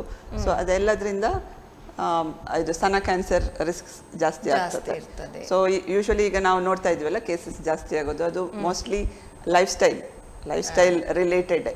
ಮೊದಲಿಗೆ ಕಂಪೇರ್ ಮಾಡಿದ್ರೆ ಈಗದ ಲೈಫ್ ಸ್ಟೈಲ್ ತುಂಬಾ ಚೇಂಜಸ್ ಆಗಿದೆ. ಅಂದ್ರೆ ನಾವು ಈಗ ಆಧುನೀಕರಣದ ಕಡೆ ಹೋಗ್ತಾ ಇರೋದ್ರಿಂದ ಹೆಲ್ದಿ ಲೈಫ್ ಸ್ಟೈಲ್ ಏನಿದೆ ಅದು ಸ್ವಲ್ಪ ಮರೆ ಆಗ್ತಾ ಇದೆ. ಸೊ ಅದರಿಂದ ರಿಸ್ಕ್ ಜಾಸ್ತಿ ಆಗೋ ಚಾನ್ಸಸ್ ಇರ್ತದೆ. ಮತ್ತೆ ಎನ್ವೈರನ್ಮೆಂಟಲ್ ಫ್ಯಾಕ್ಟರ್ಸ್, ಇದು ಈ ನಮ್ಮ ಪರಿಸರದಲ್ಲಿ ಇರುವಂತಹ ಫ್ಯಾಕ್ಟರ್ಸ್. ಈಗ ತುಂಬಾ ಏರ್ ಪೊಲ್ಯೂಷನ್ ಇರುವಂತ ಜಾಗದಲ್ಲಿದ್ರೆ, ಅಥವಾ ಯಾವ್ದಾದ್ರು ಫ್ಯಾಕ್ಟ್ರಿ ಅಲ್ಲಿಂದ ಕೆಮಿಕಲ್ಸ್ ಏನಾದ್ರು ಇದ್ರೆ, ಅಥವಾ ಮತ್ತೆ ಇದು ರೇಡಿಯೇಷನ್ಗೆ ಎಕ್ಸ್ಪೋಷರ್ ಆದ್ರೆ ತುಂಬಾ, ಸೊ ಅದರಿಂದನೂ ಕ್ಯಾನ್ಸರ್ ಬರುವ ಸಾಧ್ಯತೆ ಇರ್ತದೆ. ಹೌದು. ಹಾಗಾದ್ರೆ ಈಗ ನಾವು ಮೊಬೈಲ್ಗಳನ್ನೆಲ್ಲ ಜಾಸ್ತಿ ಬಳಸ್ತಾರಲ್ಲ, ಅದು ಕೂಡ ತಪ್ಪು ಅಂತ ಹೇಳ್ಬಹುದೋ ಏನೋ? ತಪ್ಪು ಅಂತ ಹೇಳ್ಬಹುದು ಅಂತ ಅನ್ಸುತ್ತೆ. ಆದ್ರೆ ಅದ್ರ ಬಗ್ಗೆ ಈಗ ಸ್ಟಡೀಸ್ ಆಗ್ತಾ ಇದೆ. ಮೊಬೈಲ್ ಯೂಸ್ ಮಾಡೋದ್ರಿಂದ ಏನೇನೆಲ್ಲ ಹೆಲ್ತ್ ಪ್ರಾಬ್ಲಮ್ಸ್ ಬರ್ಬೋದು ಅಂತ ಹೇಳಿ. ಸೊ ಆ ಸ್ಟಡೀಸ್ ಸ್ಟಡಿ ರಿಸಲ್ಟ್ಸ್ ಮೇಲೆ ಇದು ಡಿಪೆಂಡ್ ಆಗ್ತದೆ. ಆದ್ರೆ ಎಲ್ಲರಿಗೂ ಸಹ ಸರ್ವೇ ಸಾಮಾನ್ಯವಾಗಿ ಗೊತ್ತಿರುವಂತ ವಿಚಾರ, ಜಾಸ್ತಿಯಾಗಿ ಬಳಸಬಾರದು ಅಂತ ಹೇಳುವಂತ. ಹೌದು, ಮೊಬೈಲ್ ಬಳಸೋದ್ರಿಂದ ಕುತ್ತಿಗೆ ನೋವು, ಕೈ ನೋವು ಅಲ್ಲಿಂದ ಸ್ಟಾರ್ಟ್ ಆಗ್ಬೋದು. ಅದು ತಲೆನೋವು, ಕಿವಿ ನೋವು, ತುಂಬಾ ಮಾತಾಡೋದ್ರಿಂದ ಕನೆಕ್ಟ್ ಆಗ್ತಾ ಹೋಗ್ತದೆ. ತಲೆ ತಿರುಗುವಂಥದ್ದು ಜಾಸ್ತಿ, ಮತ್ತೆ ದೃಷ್ಟಿ ದೋಷ ಶುರುವಾಗುವಂಥದ್ದು ತುಂಬಾ ಹೊತ್ತು ನೋಡಿ, ಅದೆಲ್ಲ ಇದೆ. ಹಾಗೆ ಕ್ಯಾನ್ಸರಿಗೂ ಒಂದು ಬ್ರೈನಿಗೂ ಸಹ ಇಫೆಕ್ಟ್ ಆಗ್ತದೆ ಅಂತ ಸ್ಟಡೀಸ್ ಎಲ್ಲ ತೋರಿಸಿದೆ. ಹಾಗಾಗಿ ಇದರಲ್ಲೂ ಸಹ ಅದು ಕ್ಯಾನ್ಸರಿಗೂ ಸಹ ಅದು ಸ್ಟಡೀಸ್ ಇನ್ನು ಹೇಳ್ಬೇಕಷ್ಟೇ, ಅದ್ರ ನೋಡ್ಬೇಕಾಗ್ತದೆ. ಈಗ ಗರ್ಭಕಂಠದ ಕ್ಯಾನ್ಸರ್ ಬಗ್ಗೆ ಹೇಳಿದ್ರಿ ನೀವು. ಅದಕ್ಕೆ HPV ಲಸಿಕೆಯನ್ನು ಕೊಡ್ತಾರೆ, ಅದನ್ನು ತಡೆಗಟ್ಟಲಿಕ್ಕೆ ಅನ್ನುವ ಒಂದು ಮಾಹಿತಿಯನ್ನು ಹೇಳಿದ್ರಿ. ಅದು ನಮ್ಮ ಭಾರತಕ್ಕೆ ಎಷ್ಟು ಮುಖ್ಯ, ಮತ್ತು ಈ ಲಸಿಕೆ ಬಗ್ಗೆ ಈ HPV ಅಂದರೆ ಏನು, ಅದ್ರ ಬಗ್ಗೆ ಹೇಳ್ಬೋದು ಸ್ವಲ್ಪ? ಲಸಿಕೆಗಿಂತ ಮೊದಲು ನಾನು HPV ಅಂದರೆ ಏನು ಅಂತ ಹೇಳ್ತೀನಿ. ಇದು ಒಂದು ವೈರಸ್, ಹೆಸರು ಹ್ಯೂಮನ್ ಪ್ಯಾಪಿಲೋಮಾ ವೈರಸ್ ಅಂತ ಹೇಳಿ. ಸೊ ಈ ವೈರಸ್ ಯೂಶಲಿ ಗರ್ಭಕೋಶದ ಕಂಠದಲ್ಲಿ ಅದು ವೈರಸ್ ಇನ್ಫೆಕ್ಷನ್ ಆದರೆ, ಯೂಶಲಿ ಮಹಿಳೆಯರಲ್ಲಿ ಅವರು ಒಂದು ಸಲ ಲೈಂಗಿಕ ಸಂಪರ್ಕ ಹೊಂದಲಿಕ್ಕೆ ಸ್ಟಾರ್ಟ್ ಆಗುವಾಗ, ಸೆಕ್ಷುವಲ್ ಆಕ್ಟಿವಿಟಿ ಸ್ಟಾರ್ಟ್ ಆಗುವಾಗ ವಿದಿನ್ 3 years ಅವರಿಗೆ ಅದು ಇನ್ಫೆಕ್ಷನ್ ಆಗುವ ಚಾನ್ಸಸ್ ಇರ್ತದೆ. ಯೂಶಲಿ ಆಗ್ತದೆ ಆ ಇನ್ಫೆಕ್ಷನ್. ಸೊ ಆದ್ರೆ ಏನಾಗ್ತದೆ ಅಂತ ಹೇಳಿದ್ರೆ, ಒಂದು ಅವರ ದೇಹದ ಇಮ್ಯುನಿಟಿ, ಈ ಪ್ರತಿರೋಧಕ ಶಕ್ತಿ ಏನಿದೆ ಅದರ ಮೇಲೆ ಡಿಪೆಂಡ್ ಆಗ್ತದೆ. ಸೊ ಯೂಶಲಿ ಅದು ಇರ್ಬೋದು ಸ್ವಲ್ಪ ಸಮಯದವರೆಗೆ, ಅಂದ್ರೆ 20ರಿಂದ ಸ್ಟಾರ್ಟ್ ಆದ್ರೆ 30-35 ವರ್ಷದವರೆಗೆ ಇದ್ರೂ ಸಹ ಅಷ್ಟರೊಳಗೆ ಅದು ಇಮ್ಯುನಿಟಿ, ದೇಹದ ಇಮ್ಯುನಿಟಿ ಏನಿದೆ ಅದರಿಂದ ಅದು ಕ್ಲಿಯರ್ ಆಗ್ತದೆ ಇನ್ಫೆಕ್ಷನ್ ಅಷ್ಟೇ ಹೆಚ್ಚಿನವರಲ್ಲಿ.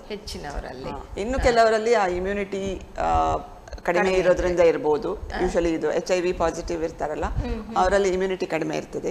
ಸೊ ಅಂತವರಲ್ಲಿ ಇರ್ಬೋದು, ಅಥವಾ ಹಲವಾರು ಕಾರಣಗಳಿಂದ ಪದೇ ಪದೇ ಎಕ್ಸ್ಪೋಷರ್, ಅದು ವೈರಲ್ ಎಕ್ಸ್ಪೋಷರ್ ಆಗಿ ಅದು ಇನ್ಫೆಕ್ಷನ್ ತುಂಬಾ ವರ್ಷದವರೆಗೆ ಕಂಟಿನ್ಯೂ ಆದ್ರೆ, ಕ್ಲಿಯರ್ ಆಗದಿದ್ರೆ ಬಾಡಿಯಿಂದ, ಆವಾಗ ಈ ಗರ್ಭಕೋಶದ ಕಂಠದ ಇದು ಏನಿದೆ ಟಿಶ್ಯೂಸ್ ಏನಿದೆ, ಎಪಿಥೀಲಿಯಲ್ ಸೆಲ್ಸ್ ಹೇಳ್ತೀವಲ್ಲ ನಾವು, ಅದರಲ್ಲಿ ಚೇಂಜಸ್ ಆಗ್ಬೋದು. ಸೊ ಇನಿಷಿಯಲಿ ಅದು ಪ್ರೀ ಕ್ಯಾನ್ಸರಸ್ ಸ್ಟೇಜಸ್ ಅಲ್ಲಿ ಇರ್ತದೆ. ಸೊ ನಾವು ಈ ಸರಳ ವಿಧಾನಗಳಿಂದ ಅದನ್ನ ಆಗ್ಲೇ ಪತ್ತೆ ಹಚ್ಬೋದು ಪ್ರೀ ಕ್ಯಾನ್ಸರ್ ಸ್ಟೇಜಲ್ಲಿ ಇದ್ದಾಗನೇ. ಸೊ ಒಂದ್ ವೇಳೆ ಅದು ಡಿಟೆಕ್ಟ್ ಆ ಸ್ಟೇಜಲ್ಲಿ ಪತ್ತೆ ಆಗದಿದ್ರೆ, ಅದು ಆಮೇಲೆ ನಾನು ಮೊದಲೇ ಹೇಳಿದಾಗೆ over A period of time ಅದು ಕ್ಯಾನ್ಸರಸ್ ಲೀಷನ್ ಆಗಿ ಬದಲಾವಣೆ ಆಗ್ಬೋದು. ಸೊ ಹಾಗೆ ಅದು HPV ವೈರಸ್ ಸಿರೋಟೈಪ್ಸ್ ತುಂಬಾ ಇದೆ. ಅದರಲ್ಲಿ ಒಂದು 70-80% ಅಷ್ಟು ಜನರಲ್ಲಿ 16 ಮತ್ತೆ 18 ಅಂತ ಹೇಳ್ತೀವಿ ನಾವು ಸಿರೋಟೈಪ್ಸ್. HPV 16, HPV 18 ಅಂತ ಹೇಳಿ, ಅದು high risk serotypes. So 70-80% cervical ಕ್ಯಾನ್ಸರ್ಗೆ ಈ 16 ಮತ್ತು 18 ಸಿರೋಟೈಪ್ಸ್ ಕಾರಣ, HPV. ಹೌದು. ಸೊ ಅದಕ್ಕೋಸ್ಕರ ನಾವು ಈ ಸ್ಕ್ರೀನಿಂಗ್ ಮಾಡಿಸಿ ಮೊದಲೇ ಅದು ಪ್ರೀ ಕ್ಯಾನ್ಸರಸ್ ಲೀಷನ್ ಅನ್ನ ಪತ್ತೆ ಹಚ್ಚಬೇಕು ಅಂತ ಹೇಳೋದು. ಆದರೆ ಭಾರತದಲ್ಲಿ ಏನಾಗ್ತಿದೆ ಅಂದರೆ, ಈಗ ಎಟ್ ಪ್ರೆಸೆಂಟ್ ಕೂಡ ದೇರ್ ಇಸ್ ನೋ ಇದು ಎಂತ ಸಿಸ್ಟಮ್ಯಾಟಿಕ್ ಸ್ಕ್ರೀನಿಂಗ್ ಪ್ರೋಗ್ರಾಮ್ ಇಲ್ಲ, ಎಸ್ಪೆಷಲಿ ರೂರಲ್ ಏರಿಯಾದಲ್ಲಿ ಎಲ್ಲ. ಈಗ ನಾವು ಮೆಡಿಕಲ್ ಕಾಲೇಜ್ ವತಿಯಿಂದ ಅಥವಾ ಬೇರೆ ಯಾರಾದರೂ ಈಗ ಹೀಗೆ ಪ್ರೋಗ್ರಾಮನ್ನು ಆಯೋಜಿಸಿಕೊಂಡು ಹೋಗಿ ಅಲ್ಲಿ ಸ್ಕ್ರೀನಿಂಗ್ ಪ್ರೋಗ್ರಾಮ್ ಮಾಡಿ ಅವರನ್ನ ನಾವು ರೆಫರ್ ಮಾಡುವಂಥದ್ದು, ಯಾರಾದರೂ ಪಾಸಿಟಿವ್ ಇದ್ದರೆ. ಸೊ ಆದರೆ ಹಾಗಿರೋದ್ರಿಂದ ಇದು HPV ಲಸಿಕೆ ತುಂಬ ಅಂದರೆ ತುಂಬ ಇಫೆಕ್ಟಿವ್ ಆಗಿ ಕೆಲಸ ಮಾಡ್ತದೆ ಇಲ್ಲಿ. ಯಾಕೆ ಅಂತ ಹೇಳಿದರೆ, ತುಂಬ ಜನರಿಗೆ ಸ್ಕ್ರೀನಿಂಗ್ ಆಗಿರೋದಿಲ್ಲ, ಅವ್ರು ಮಾಡಿಸೋದಿಲ್ಲ ಅವರ ಲೈಫ್ ಟೈಮಲ್ಲಿ. ಸೊ ಆವಾಗ ಅಟ್ಲೀಸ್ಟ್ ಅವರಿಗೆ ಈ HPV ಲಸಿಕೆ ಕೊಟ್ಟಿದ್ರೆ ಅಡೋಲಸೆಂಟ್ ಪೀರಿಯಡಲ್ಲಿ, ಅಂದರೆ ಅವರ ಹದಿಹರೆಯದ ವಯಸ್ಸಿನಲ್ಲಿ, ಅಂದರೆ 9-14 ವರ್ಷದ ವಯಸ್ಸಿನ ಹುಡುಗಿಯರಿಗೆ ಈ ಲಸಿಕೆಯನ್ನು ಕೊಡುವಂಥದ್ದು. 2 ಡೋಸ್. ಎಲ್ಲಿ ಕೊಡ್ತಾರೆ ಡಾಕ್ಟರ್ ಅಂತ ಹೇಳಿದ್ರೆ, ಅಂದ್ರೆ ಈಗ ಮಕ್ಕಳು ಶಾಲೆಗಳಿಗೆ ಹೋಗ್ತಾ ಇರ್ತಾರೆ, ಅಂದ್ರೆ ಶಾಲೆಯಲ್ಲಿ ಆ ಲಸಿಕೆಯನ್ನು ಕೊಡ್ತಾರಾ ಅಥವಾ ಕಾಲೇಜ್ ಹೈಸ್ಕೂಲ್ ಆ ಒಂದು ಏಜ್ ಬರ್ತದೆ ಇದು ಅಲ್ವಾ, ಅಲ್ಲಿ ಕೊಡ್ತಾರಾ ಅಥವಾ ಅವರು ಪೇರೆಂಟ್ ಹೇಳುವವರು ಅಥವಾ ಯಾವ್ದಾದ್ರು ಹಾಸ್ಪಿಟ್ಲಿಗೆ ಅಥವಾ ಯಾವ್ದಾದ್ರು ಸೆಂಟರ್ ನೀವು ಹೇಳಿದಾಗ ಅಲ್ಲಿ ಇಲ್ಲಿ ಅದ್ರ ಕರ್ಕೊಂಡೋಗಿ ಈ ಲಸಿಕೆಯನ್ನು ಕೊಡ್ಬೇಕಾ? ಈ HPV ಲಸಿಕೆ ಈಗ ಅಟ್ ಪ್ರೆಸೆಂಟ್ ಇಂಡಿಯಾದಲ್ಲಿ ನಮ್ದು ನ್ಯಾಷನಲ್ ಇಮ್ಯುನೈಸೇಷನ್ ಶೆಡ್ಯೂಲ್ ಅಂತ ಇದೆ ಅಲ್ವಾ, ಈಗ ಮಕ್ಕಳಿಗೆಲ್ಲ ಲಸಿಕೆ ಕೊಡ್ತೀವಿ, ಅದರಲ್ಲಿ ಇನ್ನೂ ಇನ್ಕ್ಲೂಡ್ ಆಗಿಲ್ಲ, ಅದು ಆಗ್ಬೇಕಷ್ಟೇ. ಸೊ ಇಷ್ಟರವರೆಗೆ ನಮ್ಮ ಭಾರತದಲ್ಲಿ ಇದ್ದ HPV ಲಸಿಕೆಗಳೆಲ್ಲ ಇಂಪೋರ್ಟೆಡ್, ಅಂದ್ರೆ ಬೇರೆ ದೇಶದಿಂದ ಆಮದು ಮಾಡಿ ಇಲ್ಲಿಗೆ ತರಿಸಿರುವಂಥದ್ದು. ಸೊ ಹಾಗಾಗಿ ಅದು ತುಂಬಾ ಏನು ಕಾಸ್ಟ್ಲಿ ಇರ್ತಿತ್ತು, ಒಂದು ಡೋಸಿಗೆ 2,000-3,000 ಹಾಗೆ. ಸೊ ಎಲ್ಲರಿಗೂ ಅದನ್ನ ಅಫೋರ್ಡ್ ಮಾಡ್ಲಿಕ್ಕೆ ಆಗುದಿಲ್ಲ. ಸೊ ಹಾಗಾಗಿ ಯಾರಿಗೆ ಅದರ ಬಗ್ಗೆ ಅವೇರ್ನೆಸ್ ಇದೆ ಪೇರೆಂಟ್ಸ್ ಅಲ್ಲಿ, ಮತ್ತೆ ಯಾರು ಅದನ್ನ ಅಫೋರ್ಡ್ ಮಾಡ್ಬೋದು ಅವರು ಮಾತ್ರ ತಗೊಳ್ತಾ ಇದ್ದಾರೆ. ಸೊ ಈಗ ನಮ್ಮ ಭಾರತದಲ್ಲೇ ಇದು HPV ಲಸಿಕೆ ತಯಾರಾಗಿದೆ. ಅದು ಇನ್ನು ನಮ್ಮ ನ್ಯಾಷನಲ್ ಇಮ್ಯುನೈಸೇಷನ್ ಶೆಡ್ಯೂಲ್ ಅಲ್ಲಿ ಬಂದ್ರೆ ಎಲ್ಲರಿಗೂ ಅದು ಸಿಗ್ತದೆ, ಇಡೀ ದೇಶದಲ್ಲಿ ಎಲ್ಲ ಆ ಏಜಿನ ಮಕ್ಕಳಿಗೆ ಸಿಗ್ತದೆ. ಅದು ನೀವು ಹೇಳಿದಾಗೆ 9-14 ವರ್ಷದ ಮಕ್ಕಳಿಗೆ ಫಸ್ಟಿಗೆ ಪ್ರೈಮರಿ ಟಾರ್ಗೆಟ್ ಅವ್ರ ಈ ಗ್ರೂಪೇ, 9-14 ವರ್ಷ. ಆಕ್ಚುಲಿ ಆ ಲಸಿಕೆಯನ್ನು 15-26 ವರ್ಷದವರು ಸಹ ತಗೊಳ್ಬೋದು. ಆದರೆ ಆದಷ್ಟು ಅವರು ಸೆಕ್ಷುವಲ್ ಆಕ್ಟಿವಿಟಿಗೆ ಎಕ್ಸ್ಪೋಷರ್ ಆಗುವ ಮೊದಲೇ ತಗೊಂಡ್ರೆ ಅದ್ರದ್ದು ಇಫೆಕ್ಟಿವ್ನೆಸ್ ಜಾಸ್ತಿ ಇರ್ತದೆ. ಆ ಒಂದು ಉದ್ದೇಶದಿಂದ 9-14 ವರ್ಷದ ಒಳಗೆ ಕೊಟ್ರೆ ಒಳ್ಳೇದು. ಅದು 2 ಡೋಸ್ ಬರುವಂಥದ್ದು. ಈಗ ಕೊಟ್ರೆ 6 ತಿಂಗಳು ಬಿಟ್ಟು ಇನ್ನೊಂದು ಡೋಸ್ ಕೊಡುವಂಥದ್ದು.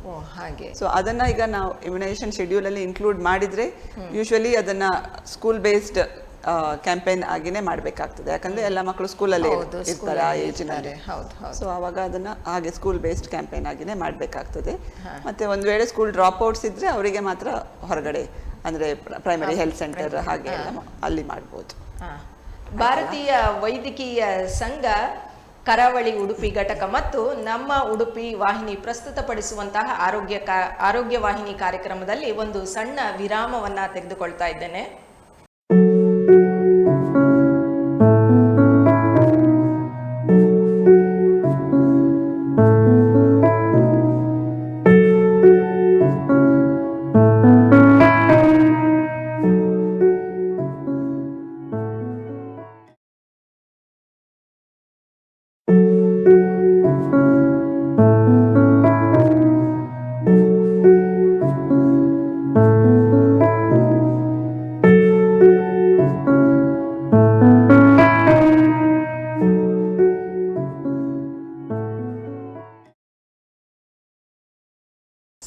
ವಿರಾಮದ ನಂತರ ಭಾರತೀಯ ವೈದ್ಯಕೀಯ ಸಂಘ ಉಡುಪಿ ಕರಾವಳಿ ಘಟಕ ಮತ್ತು ಯು ಚಾನೆಲ್ ಪ್ರಸ್ತುತಪಡಿಸುವಂತಹ ಆರೋಗ್ಯ ಕಾರ್ಯಕ್ರಮಕ್ಕೆ ಮತ್ತೊಮ್ಮೆ ಸ್ವಾಗತವನ್ನು ಹೇಳ್ತಾ, ಡಾಕ್ಟರಿಗೆ ಕೂಡ ಸ್ವಾಗತವನ್ನು ಹೇಳ್ತಾ ಕಾರ್ಯಕ್ರಮವನ್ನು ಮುಂದುವರಿಸ್ತಾ ಇದ್ದೇನೆ. HPV ಲಸಿಕೆಯನ್ನು ಈಗ ಕೊಡಲಿಕ್ಕೆ ಅಥವಾ ಅದರ ಒಂದು ಏನು ಜನರಿಗೆ ಪ್ರಚಾರ ಮಾಡಲಿಕ್ಕೆ ಅಥವಾ ಅದು ತಗೊಳ್ಳುವವರ ಸಂಖ್ಯೆ ಅಂದರೆ ತುಂಬ ಕಡಿಮೆ ಉಂಟು ಅನ್ನುವ ಒಂದು ವಿಚಾರ, ಅದನ್ನೀಗ ಜಾಸ್ತಿ ಮಾಡಲಿಕ್ಕೆ ಏನು ಮಾಡ್ಬೋದು, ಇದನ್ನು ಅಂತ ಹೇಳಿದರೆ ಈಗ ಜಾಗೃತಿಯನ್ನು ಹೇಗೆ ಮೂಡಿಸ್ಬೋದು ಅಂತ. ಆ್ಯಕ್ಚುಲಿ ನನಗೂ ಸಹ ಇವಾಗಲೇ ಗೊತ್ತಾಗಿದೆ ಈ ವಿಚಾರ, ಅದರಿಂದ ಇದ್ರ ಬಗ್ಗೆ ಅರಿವು ತುಂಬ ಕಡಿಮೆ ಇರ್ತದೆ. ಇದೀಗ ತಗೊಳಿದ್ರಿಂದ ಅಂದರೆ ಇನ್ನೂ ಶಾಲಾ ಮಟ್ಟಕ್ಕೆ ಅದೆಲ್ಲ ನೀವು ಹೇಳಿದಾಗ ಆ ಪ್ರೊಸೆಸ್ ಎಲ್ಲ ಆಗಿ ಶಾಲೆಯ ಹಂತಕ್ಕೆ ಬರಲಿಕ್ಕೆ ತುಂಬ ವರ್ಷಗಳೇ ಸಾಗಬಹುದು. ಅದರಿಂದ ಇದ್ರ ಬಗ್ಗೆ ಯಾವ ರೀತಿಯಲ್ಲಿ ಜಾಗೃತಿಯನ್ನು ಮೂಡಿಸ್ಬೋದು ಅಂತ ಹೇಳ್ಕೊಂಡು ಈ ಒಂದು ಲಸಿಕೆ ತಗೊಳ್ಳಿಕ್ಕೆ ಅಂತ ಹೇಳಿದ್ರೆ ಜನರಿಗೆ ಗೊತ್ತಾಗಬೇಕಲ್ವಾ? ಹೌದು, ನಾವು ನೋಡಿದ್ದೇವೆ. ಅಂದರೆ ತುಂಬ ಜನರಿಗೆ ಅದರ ಬಗ್ಗೆ ಸ್ವಲ್ಪ ಅಂದರೆ ಕನ್ಸೆಪ್ಷನ್ಸ್ ಇದೆ, ಅಂದರೆ ತಪ್ಪು ತಿಳುವಳಿಕೆ ಇರುವಂಥದ್ದು. ಈ HPV ವ್ಯಾಕ್ಸಿನ್ ಈಗ ಹದಿಹರೆಯದ ಮಕ್ಕಳಿಗೆ ಕೊಟ್ಟರೆ ಅವರಿಗೆ ಅದು ಒಂದು ಲೈಸೆನ್ಸ್ ಕೊಟ್ಟಾಗೆ ಆಗ್ತದಾ, ಅಂದರೆ even if they can have ಇದು ಅಂದರೆ ಸೆಕ್ಷುವಲ್ ಆಕ್ಟಿವಿಟಿಗೆ ಒಂದು ಲೈಸೆನ್ಸ್ ಕೊಟ್ಟಾಗ ಆಗ್ತದೆ.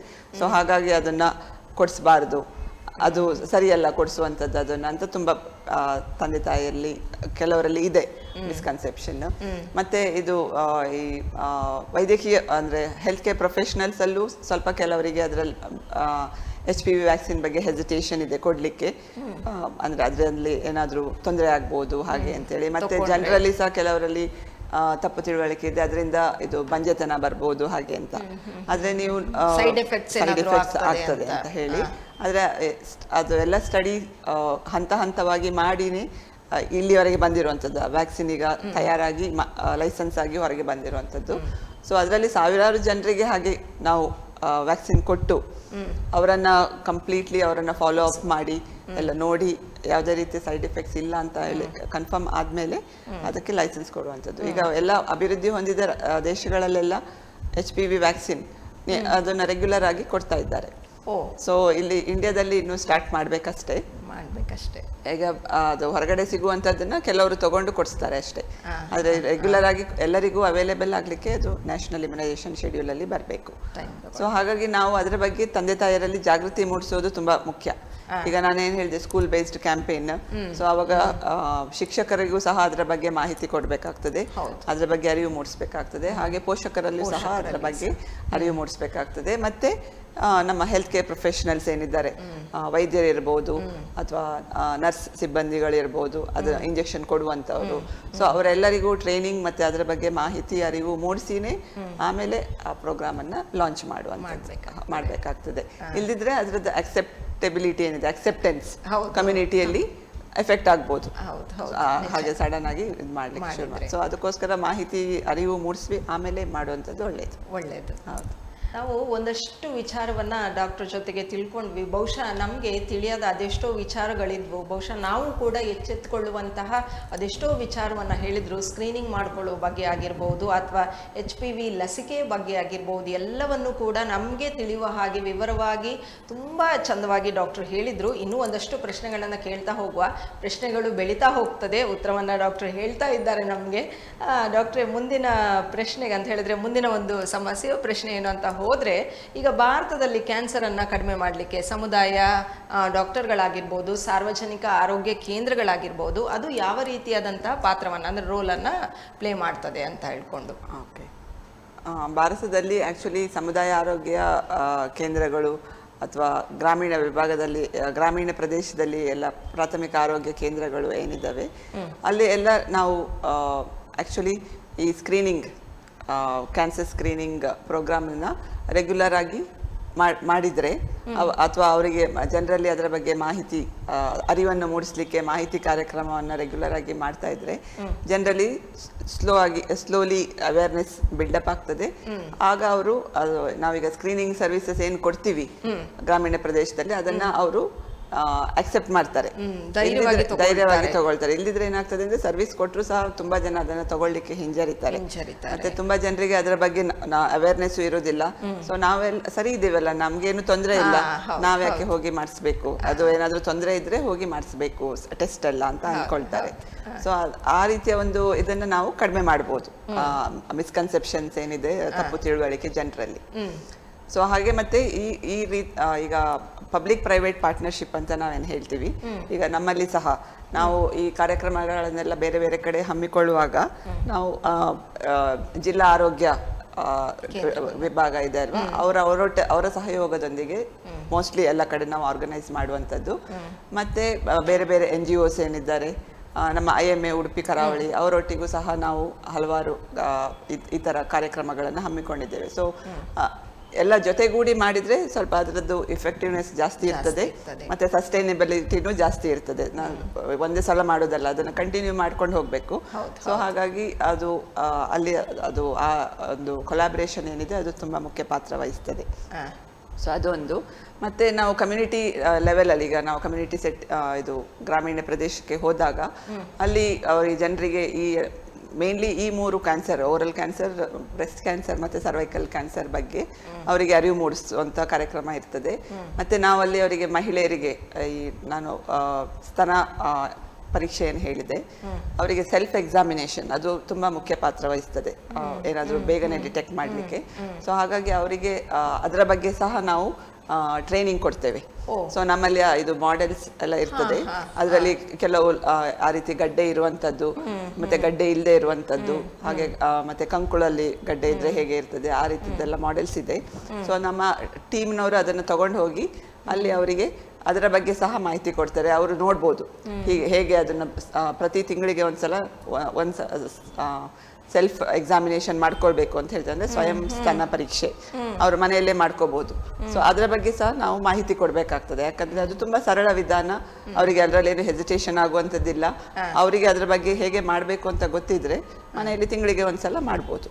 ಸೊ ಈಗ ಮುಟ್ಟಾಗುವವರಾದ್ರೆ ಮುಟ್ಟಾಗಿ 1 ವಾರದ ನಂತರ ಮಾಡಬೇಕಾಗ್ತದೆ, ಯಾಕಂದ್ರೆ ಆ ಮುಟ್ಟಿನ ಸಮಯದಲ್ಲಿ ಸ್ತನದಲ್ಲಿ ಏನಾದ್ರು ಚೇಂಜಸ್ ಇದ್ರೆ ಅದು ಅವಾಗ ಪಾಸಿಟಿವ್ ಅಂತ ಅನ್ಸ್ಬೋದು, ನೋವಿರ್ಬೋದು ಹಾಗೆ.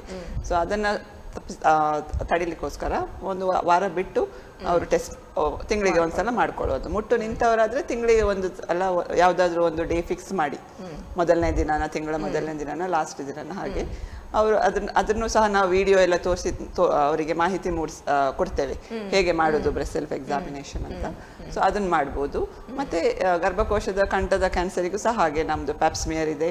ಮತ್ತೆ ಇನ್ನು ತುಂಬಾ ಸರಳವಾದ ಇನ್ನೊಂದು ಟೆಸ್ಟ್ ಇದೆ, ವಿಜುವಲ್ ಇನ್ಸ್ಪೆಕ್ಷನ್. ಅಂದ್ರೆ ನಾವು ಬರೀ ಕಣ್ಣಲ್ಲಿ ನೋಡುವಂಥದ್ದು, ಅಸಿಟಿಕ್ ಆಸಿಡ್ ಅನ್ನ ಅಪ್ಲೈ ಮಾಡಿ ಗರ್ಭಕೋಶದ ಕಂಠಕ್ಕೆ. ಸೊ ಅವಾಗ ಅದರಲ್ಲಿ ಏನಾದರೂ ಅಬ್ನಾರ್ಮಲ್ ಟಿಶ್ಯೂಸ್ ಇದ್ರೆ ಅದು ವೈಟ್ ಆಗಿ ನಮಗೆ ಕಾಣಿಸ್ತದೆ. ಸೊ ಹಾಗೆ ಇರುವವರನ್ನ ನಾವು ಫರ್ದರ್ ಇದಕ್ಕೆ ರೆಫರ್ ಮಾಡುವಂಥದ್ದು. ಸೊ ಅದು ಸಹ ತುಂಬಾ ಸರಳ ವಿಧಾನ. ಮತ್ತೆ ಬಾಯಿಯ ಇದಕ್ಕೆ ಜಸ್ಟ್ ಬಾಯಿಯನ್ನ ಎಕ್ಸಾಮಿನೇಷನ್ ಮಾಡಿದ್ರೆ ಆಯ್ತು. ಅದು ಸಹ ಹಾಗೆ ಸ್ವಯಂ ಅವರೇ ದಿನಕ್ಕೆ ಒಂದ್ಸಲ ಬಾಯಿಯನ್ನ ಕನ್ನಡಿ ಎದುರುಗಡೆ ನಿಂತ್ಕೊಂಡು ಎಲ್ಲ ಟೆಸ್ಟ್ ಮಾಡುವಂಥದ್ದು. ಸೊ ಅದನ್ನು ಸಹ ಅದು ಸಹ ತುಂಬ ಸರಳ ವಿಧಾನ.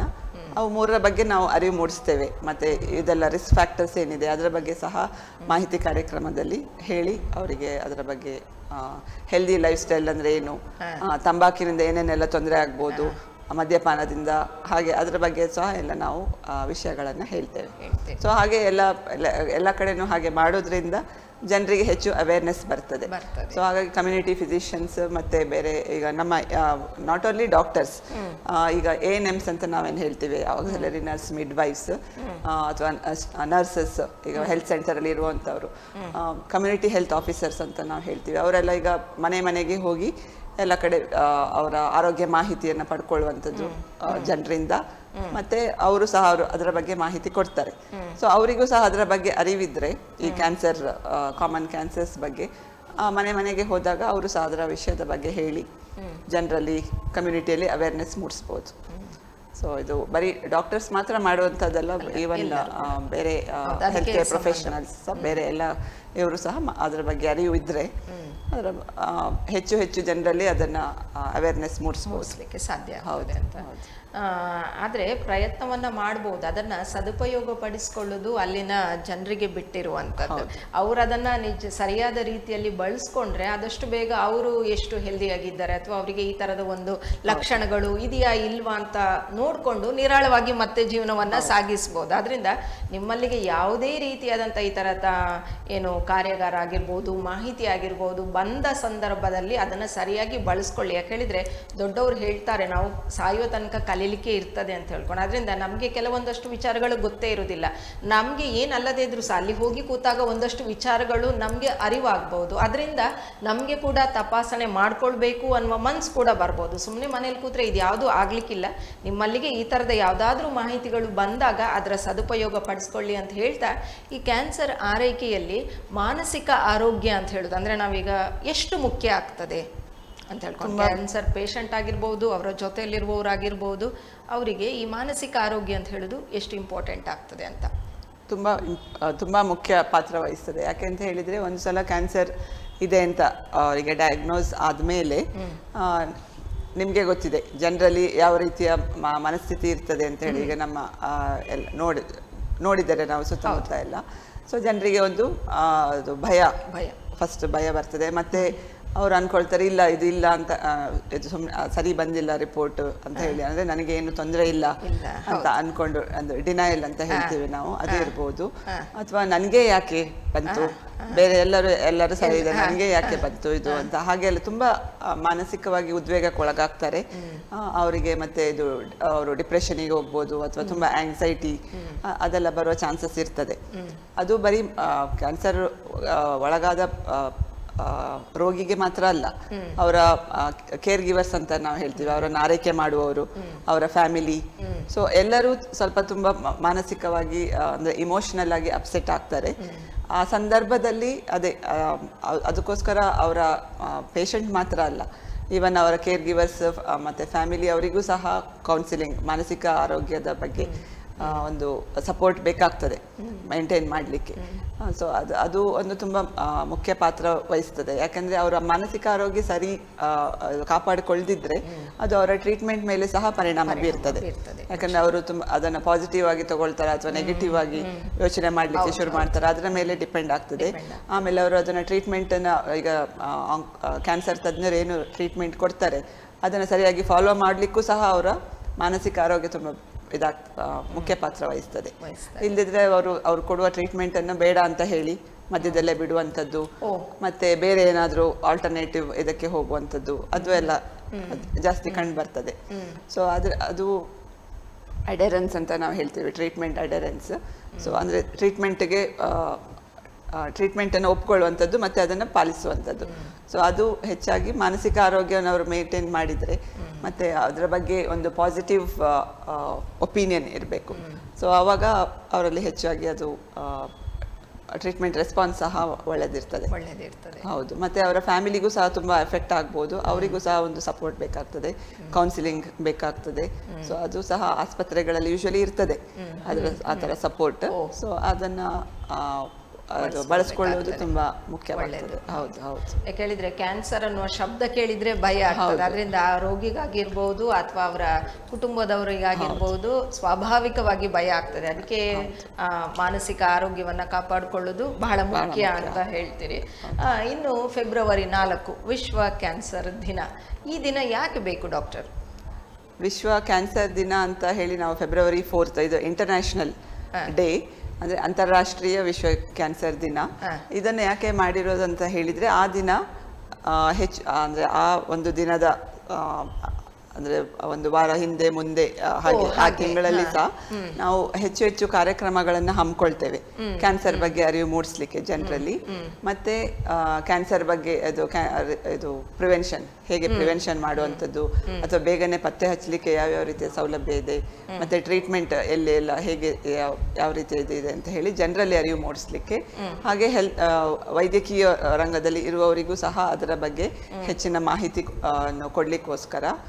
ಅದಲ್ಲದೆ ನಮ್ಮ ಹೆಲ್ತ್ ಕೇರ್ ಪಾಲಿಸೀಸ್ ಏನಿದೆ, ಈಗ ಆರೋಗ್ಯದ ಮೇಲೆ ಮಾಡಿರುವಂಥ ಪಾಲಿಸೀಸ್ ಏನಿದೆ, ಅದನ್ನು ಸಹ ಈಗ ಕ್ಯಾನ್ಸರ್ ಹೆಚ್ಚು ಕ್ಯಾನ್ಸರಿನ ಪ್ರಮಾಣವನ್ನು ಈಗ ದೇಶದಲ್ಲಿ ಕಡಿಮೆ ಮಾಡಬೇಕು ಅಂದರೆ ಯಾವ ರೀತಿಯ ಪಾಲಿಸೀಸ್ ಎಲ್ಲ ಮಾಡಬೇಕಾಗ್ತದೆ ಅಂತ. ಸೊ ಪಾಲಿಸಿ ಮೇಕರ್ಸಿಗೂ ಸಹ ಅದರ ಬಗ್ಗೆ ಅರಿವು ಮೂಡಿಸ್ಲಿಕ್ಕೆ, ಸೊ ಹಾಗಾಗಿ ಒಂದು ಫೆಬ್ರವರಿ 4 ನಾವು ವಿಶ್ವ ಕ್ಯಾನ್ಸರ್ ದಿನ ಅಂತ ಹೇಳಿ ಅದನ್ನು ಮಾರ್ಕ್ ಮಾಡಲಾಗಿದೆ. ಸೊ ಆವಾಗ ನಾವು ಈ ರೀತಿಯ ಕಾರ್ಯಕ್ರಮಗಳನ್ನು ಇಟ್ಕೊಳ್ಳೋದ್ರಿಂದ ಕಮ್ಯುನಿಟಿಯಲ್ಲೂ ಅವೇರ್ನೆಸ್ ಮೂಡಿಸ್ಬೋದು, ಮತ್ತೆ ಜನರಲ್ಲಿ ಜಾಗೃತಿ ಮೂಡಿಸ್ಲಿಕ್ಕೆ ಯಾವ ರೀತಿಯ ಕ್ಯಾನ್ಸರ್ ಇದೆ, ಯಾವ ರೀತಿಯಲ್ಲಿ ಅದನ್ನು ಪತ್ತೆ ಹಚ್ಚಬಹುದು, ಮತ್ತೆ ಅದರ ಬಗ್ಗೆ ಇರೋ ತಪ್ಪು ತಿಳುವಳಿಕೆಗಳನ್ನು ಹೋಗಲಾಡಿಸ್ಲಿಕ್ಕೆ. ಸೊ ಅದಕ್ಕೋಸ್ಕರ ಇದನ್ನ ಯೂಸ್ ಮಾಡ್ಕೊಳ್ತೇವೆ ನಾವು ಆ ಒಂದು ಟೈಮನ್ನು. ನೀವು ಹೇಳಿದ್ರಿ ಫೆಬ್ರವರಿಯ ಈಗ 4 ಹೇಳಿದ್ರೆ ಅದರ ಮೊದಲ ವಾರ ಅಥವಾ ಮುಂದಿನ ವಾರ ಅಂತ ಹೇಳಿದ್ರೆ ಈ ಫೆಬ್ರವರಿ ತಿಂಗಳನ್ನ ಆ ಒಂದು ಕ್ಯಾನ್ಸರ್ ಬಗ್ಗೆ ಜಾಗೃತಿ ಮೂಡಿಸುವ ಇದೆಲ್ಲ ಕಾರ್ಯಕ್ರಮಗಳನ್ನ ಮಾಡ್ತಾರೆ ಅಂತ ಹೇಳ್ಕೊಂಡು, ಬಹುಶಃ ಸುಯೋಗ ನಮ್ಮ ಕಾರ್ಯಕ್ರಮ ಕೂಡ ಈ ಫೆಬ್ರವರಿ ತಿಂಗಳಲ್ಲೇ ಪ್ರಸಾರ ಆಗ್ತಾ ಉಂಟು. ಈ ಒಂದು ಜಾಗೃತಿ ಮೂಡಿಸುವ ಕಾರ್ಯಕ್ರಮ ನಿಮ್ಮಲ್ಲಿ ಬಂದ್ರೆ ನಿಜವಾಗಿಯೂ ಸಹ ಅದರ ಸದುಪಯೋಗ ಪಡಿಸ್ಕೊಳ್ಳಿ ಅಂತ ಹೇಳ್ತಾ, ಡಾಕ್ಟ್ರೆ ನೀವು ಈ ಒಂದು ಸಂದರ್ಭದಲ್ಲಿ ವಿಶ್ವ ಕ್ಯಾನ್ಸರ್ ದಿನ ಏನು ಈ ಒಂದು ಫೆಬ್ರವರಿ ತಿಂಗಳಲ್ಲಿ ಮಾಡ್ತಾರೆ, ನಮ್ಮ ವೀಕ್ಷಕರಿಗೆ ಅಥವಾ ಎಲ್ಲರಿಗೆ ಸಹ ಯಾವ ಸಂದೇಶವನ್ನು ನೀಡಲಿಕ್ಕೆ ಇಷ್ಟಪಡ್ತೀರಿ? ಜನರು ಎಲ್ಲರೂ ಈ ಕ್ಯಾನ್ಸರ್ ತಡೆಗಟ್ಟುವ ಏನೇನು ಫೆಸಿಲಿಟೀಸ್ ಇದೆ, ಕ್ಯಾನ್ಸರನ್ನು ಮೊದಲೇ ಪತ್ತೆ ಹಚ್ಚುವಂಥದ್ದು, ಮತ್ತು ಕ್ಯಾನ್ಸರನ್ನು ತಡೆಗಟ್ಟಲಿಕ್ಕೆ ನಾವು ಏನೇನು ಹೇಳಿದ್ವಿ ಈಗ, ಡಯಟ್, ಫುಡ್ ಇರ್ಬೋದು, ಲೈಫ್ ಸ್ಟೈಲ್ ಇರ್ಬೋದು, ಅಥವಾ ತಂಬಾಕನ್ನು ವರ್ಜಿಸುವಂಥದ್ದು ಇರ್ಬೋದು, ಮದ್ಯಪಾನ ಮಾಡದೇ ಇರುವಂಥದ್ದು, ಮತ್ತು ದೈಹಿಕ ವ್ಯಾಯಾಮ ನಿಯಮಿತವಾಗಿ ಮಾಡುವಂಥದ್ದು. ಸೊ ಇದನ್ನೆಲ್ಲ ಅಳವಡಿಸಿಕೊಂಡ್ರೆ ಕ್ಯಾನ್ಸರನ್ನು ಹೆಚ್ಚಿನ ಪ್ರಮಾಣದಲ್ಲಿ ತಡೆಗಟ್ಟಬಹುದು. ಹಾಗೆ ಬೇಗನೆ ಪತ್ತೆ ಹಚ್ಚಲಿಕ್ಕೆ ಹಲವಾರು ಸೌಲಭ್ಯಗಳಿದೆ, ಅದನ್ನು ಬಳಸಿಕೊಂಡ್ರೆ ಅವಾಗ ಬೇಗನೆ ಪತ್ತೆ ಹಚ್ಚಿದ್ರೆ ಅದನ್ನ ಟ್ರೀಟ್ಮೆಂಟ್ ಸಹ ಟ್ರೀಟ್ಮೆಂಟ್ ರೆಸ್ಪಾನ್ಸ್ ಏನಿರ್ತದೆ ಅದು ಸಹ ಒಳ್ಳೆಯದಾಗಿರ್ತದೆ. ಬೇಗನೆ ಅದನ್ನ ಡಿಸೀಸ್ ಅಂದ್ರೆ ಕ್ಯಾನ್ಸರ್ ಅನ್ನ ಕಂಡು ಹಿಡಿಲಿಕ್ಕಾಗ್ತದೆ, ಮತ್ತೆ ಅದನ್ನ ಗುಣಪಡಿಸ್ಲಿಕ್ಕೂ ಸಹ ಆಗ್ತದೆ. ಸೊ ಹಾಗಾಗಿ ಕ್ಯಾನ್ಸರ್ ಅನ್ನು ಪ್ರಿವೆಂಟ್ ಮಾಡ್ಲಿಕ್ಕೆ ಆಗದೆ ಇರುವಂತ ಕಾಯಿಲೆ ಅಂತ ಅನ್ಕೊಳ್ಳೋದು ಬೇಡ, ಇದು ಕ್ಯಾನ್ಸರ್ ಪ್ರಿವೆಂಟಬಲ್. ಹಾಗೆ ನಾನು ಮೊದಲೇ ಹೇಳ್ದಾಗೆ ಇಮೋಷನಲಿ ಅವರಿಗೆ ಸ್ವಲ್ಪ ಸಪೋರ್ಟ್ ಬೇಕಾಗ್ತದೆ, ಅಲಾಂಗ್ ವಿತ್ ಫಿಸಿಕಲ್. ಅವರ ಕಾಯಿಲೆಗೆ ಟ್ರೀಟ್ಮೆಂಟ್ ಬೇಕಾಗ್ತದೆ, ಮತ್ತೆ ಮಾನಸಿಕ ಆರೋಗ್ಯಕ್ಕೂ ಸಹ ಅವರಿಗೆ ಸಪೋರ್ಟ್ ಬೇಕಾಗ್ತದೆ. ಹಾಗೆ ಇದು ಫೈನಾನ್ಷಿಯಲ್ ಅಂದ್ರೆ ಆರ್ಥಿಕವಾಗಿಯೂ ಸಹ ಈಗ ಎಲ್ಲರಿಗೆ ಜನರಲ್ಲಿ ಅದೇ ಒಂದು ಕಾರಣಕ್ಕೋಸ್ಕರ ತುಂಬಾ ಜನ ಸ್ಕ್ರೀನಿಂಗಿಗೆ ಬರ್ದೇ ಇರೋರು ಇರ್ತಾರೆ. ಎಲ್ಲಾದ್ರೂ ಕ್ಯಾನ್ಸರ್ ಪತ್ತೆ ಹಚ್ಚಿದ್ರೆ ಅವಾಗ ನಮ್ಮ ಫ್ಯಾಮಿಲಿ ಫುಲ್ ಏನು ಅಂದ್ರೆ ಆರ್ಥಿಕವಾಗಿ ತುಂಬಾ ಇದಾಗ್ತದೆ, ಕಷ್ಟ ಆಗ್ತದೆ ಫ್ಯಾಮಿಲಿಗೆ ಅದನ್ನ ಮ್ಯಾನೇಜ್ ಮಾಡ್ಲಿಕ್ಕೆ ಅಂತ ಹೇಳಿ. ಸೊ ಹಾಗಾಗಿ ಅಂತ ಬ್ಯಾರಿಯರ್ಸ್ ಏನಿದ್ರೆ ಅದನ್ನ ನಾವು ಅದನ್ನ ಅಡ್ರೆಸ್ ಮಾಡಬೇಕಾಗ್ತದೆ ಹೆಲ್ತ್ ಕೇರ್ ಪ್ರೊಫೆಷನಲ್ಸ್. ಸೊ ಅದಕ್ಕೋಸ್ಕರ ನಾನು ಎಲ್ಲರಿಗೆ ಏನು ಹೇಳಲಿಕ್ಕೆ ಇಷ್ಟಪಡ್ತೇನೆ ಅಂತ ಹೇಳಿದ್ರೆ, ಕ್ಯಾನ್ಸರ್ ಅಂದರೆ ಭಯಭೀತರಾಗೋದು ಬೇಡ, ಅದನ್ನು ಬೇಗನೆ ಪತ್ತೆ ಹಚ್ಚಿ ಅದಕ್ಕೆ ಆದಷ್ಟು ಬೇಗ ಟ್ರೀಟ್ಮೆಂಟ್ ತಗೊಳ್ಳೋದು ಒಳ್ಳೆಯದು. ಹಾಗೆ ಹೆಲ್ದಿ ಲೈಫ್ ಸ್ಟೈಲನ್ನು ಅಳವಡಿಸಿಕೊಳ್ಳೋದು ಒಳ್ಳೆಯದು. ಆವಾಗ ಅದರಿಂದನೂ ಸಹ ಕ್ಯಾನ್ಸರನ್ನು ಬರೋದನ್ನು ಮುಂದೆ ಹಾಕ್ಬೋದು ಅಥವಾ ತಡೆಗಟ್ಬೋದು. ಹೌದು. ವೀಕ್ಷಕರೇ ಕೇಳಿದ್ರಿ, ನಮ್ಮಲ್ಲಿ ಕ್ಯಾನ್ಸರ್ ಹೇಳಿದ ತಕ್ಷಣ ನನ್ನ ಕಾರ್ಯಕ್ರಮದ ಪ್ರಾರಂಭದಲ್ಲಿ ಹೇಳಿದ ಮಾತಿದೆ, ಕ್ಯಾನ್ಸರ್ ಹೇಳಿದರೆ ಭಯ ಅನ್ನುವ ಒಂದು ಅರ್ಥವನ್ನು ಅಥವಾ ಭಯ ಅಂತ ಹೇಳೋದು ನಮ್ಮಲ್ಲಿ ಮೂಡ್ತದೆ ಅಂತ. ಬಹುಶಃ ಡಾಕ್ಟ್ರ್ ಮಾತನ್ನು ಕೇಳಿದ ಮೇಲೆ ನಿಮ್ಮಲ್ಲಿಯೂ ಸಹ ಭಯ ಅಂತ ಹೇಳೋದು ಕಡಿಮೆ ಆಗಿರ್ಬೋದು, ಅಥವಾ ನಿಮ್ಮ ಮನಸ್ಸಿನಲ್ಲಿರುವ ತಪ್ಪು ಕಲ್ಪನೆ ಕೂಡ ಹೋಗಿರಬಹುದು. ಜೊತೆಗೆ ಮುಖ್ಯವಾಗಿ ನಾನು ಕೂಡ ಒತ್ತಿ ಹೇಳ್ತೇನೆ, ಡಾಕ್ಟ್ರ್ ಹೇಳಿದರು, ತುಂಬ ಸಲ ಹೇಳಿದರು, ಅದನ್ನು ಮೊದಲ ಹಂತದಲ್ಲಿಯೇ ಪತ್ತೆ ಹಚ್ಚಲಿಕ್ಕೆ ಸುಮಾರು ಥರದ ಎಲ್ಲ ಉಂಟು, ಸ್ಕ್ರೀನಿಂಗ್ ಆಗಿರ್ಬೋದು ಅಥವಾ ಕೆಲವೊಂದಷ್ಟನ್ನು ಹೇಳಿದರು, ಅದೆಲ್ಲವನ್ನು ಸಹ ನೀವು ಪಾಲಿಸಿ ಅಂತ ಹೇಳ್ತಾ, ಪ್ರತಿಯೊಬ್ಬರ ಆರೋಗ್ಯ ಕೊಡವು ಮುಖ್ಯ ಅಂತ ಹೇಳ್ತಾ, ಡಾಕ್ಟ್ರೆ ಇಲ್ಲಿವರೆಗೆ ಬಂದು ನಮ್ಮ ವೀಕ್ಷಕರಿಗೆ ಕ್ಯಾನ್ಸರ್ ಬಗ್ಗೆ ತುಂಬ ಮಾಹಿತಿಯನ್ನು ನಮಗೆ ಅರ್ಥ ಆಗುವ ರೀತಿಯಲ್ಲಿ ಹೇಳಿದ್ರಿ. ನಿಮಗೆ ತುಂಬು ಹೃದಯದ ಧನ್ಯವಾದಗಳನ್ನು ಹೇಳ್ತೇನೆ. Thank you doctor. ನಿಮಗೂ ಧನ್ಯವಾದಗಳು, ನನಗೆ ಇಲ್ಲಿ ಬಂದು ಮಾತಾಡಲಿಕ್ಕೆ ಅವಕಾಶ ಕೊಟ್ಟಿದ್ದಕ್ಕಾಗಿ ನಾನು ನಿಮಗೆ ಥ್ಯಾಂಕ್ಸ್ ಹೇಳ್ತೇನೆ. Okay doctor, thank you.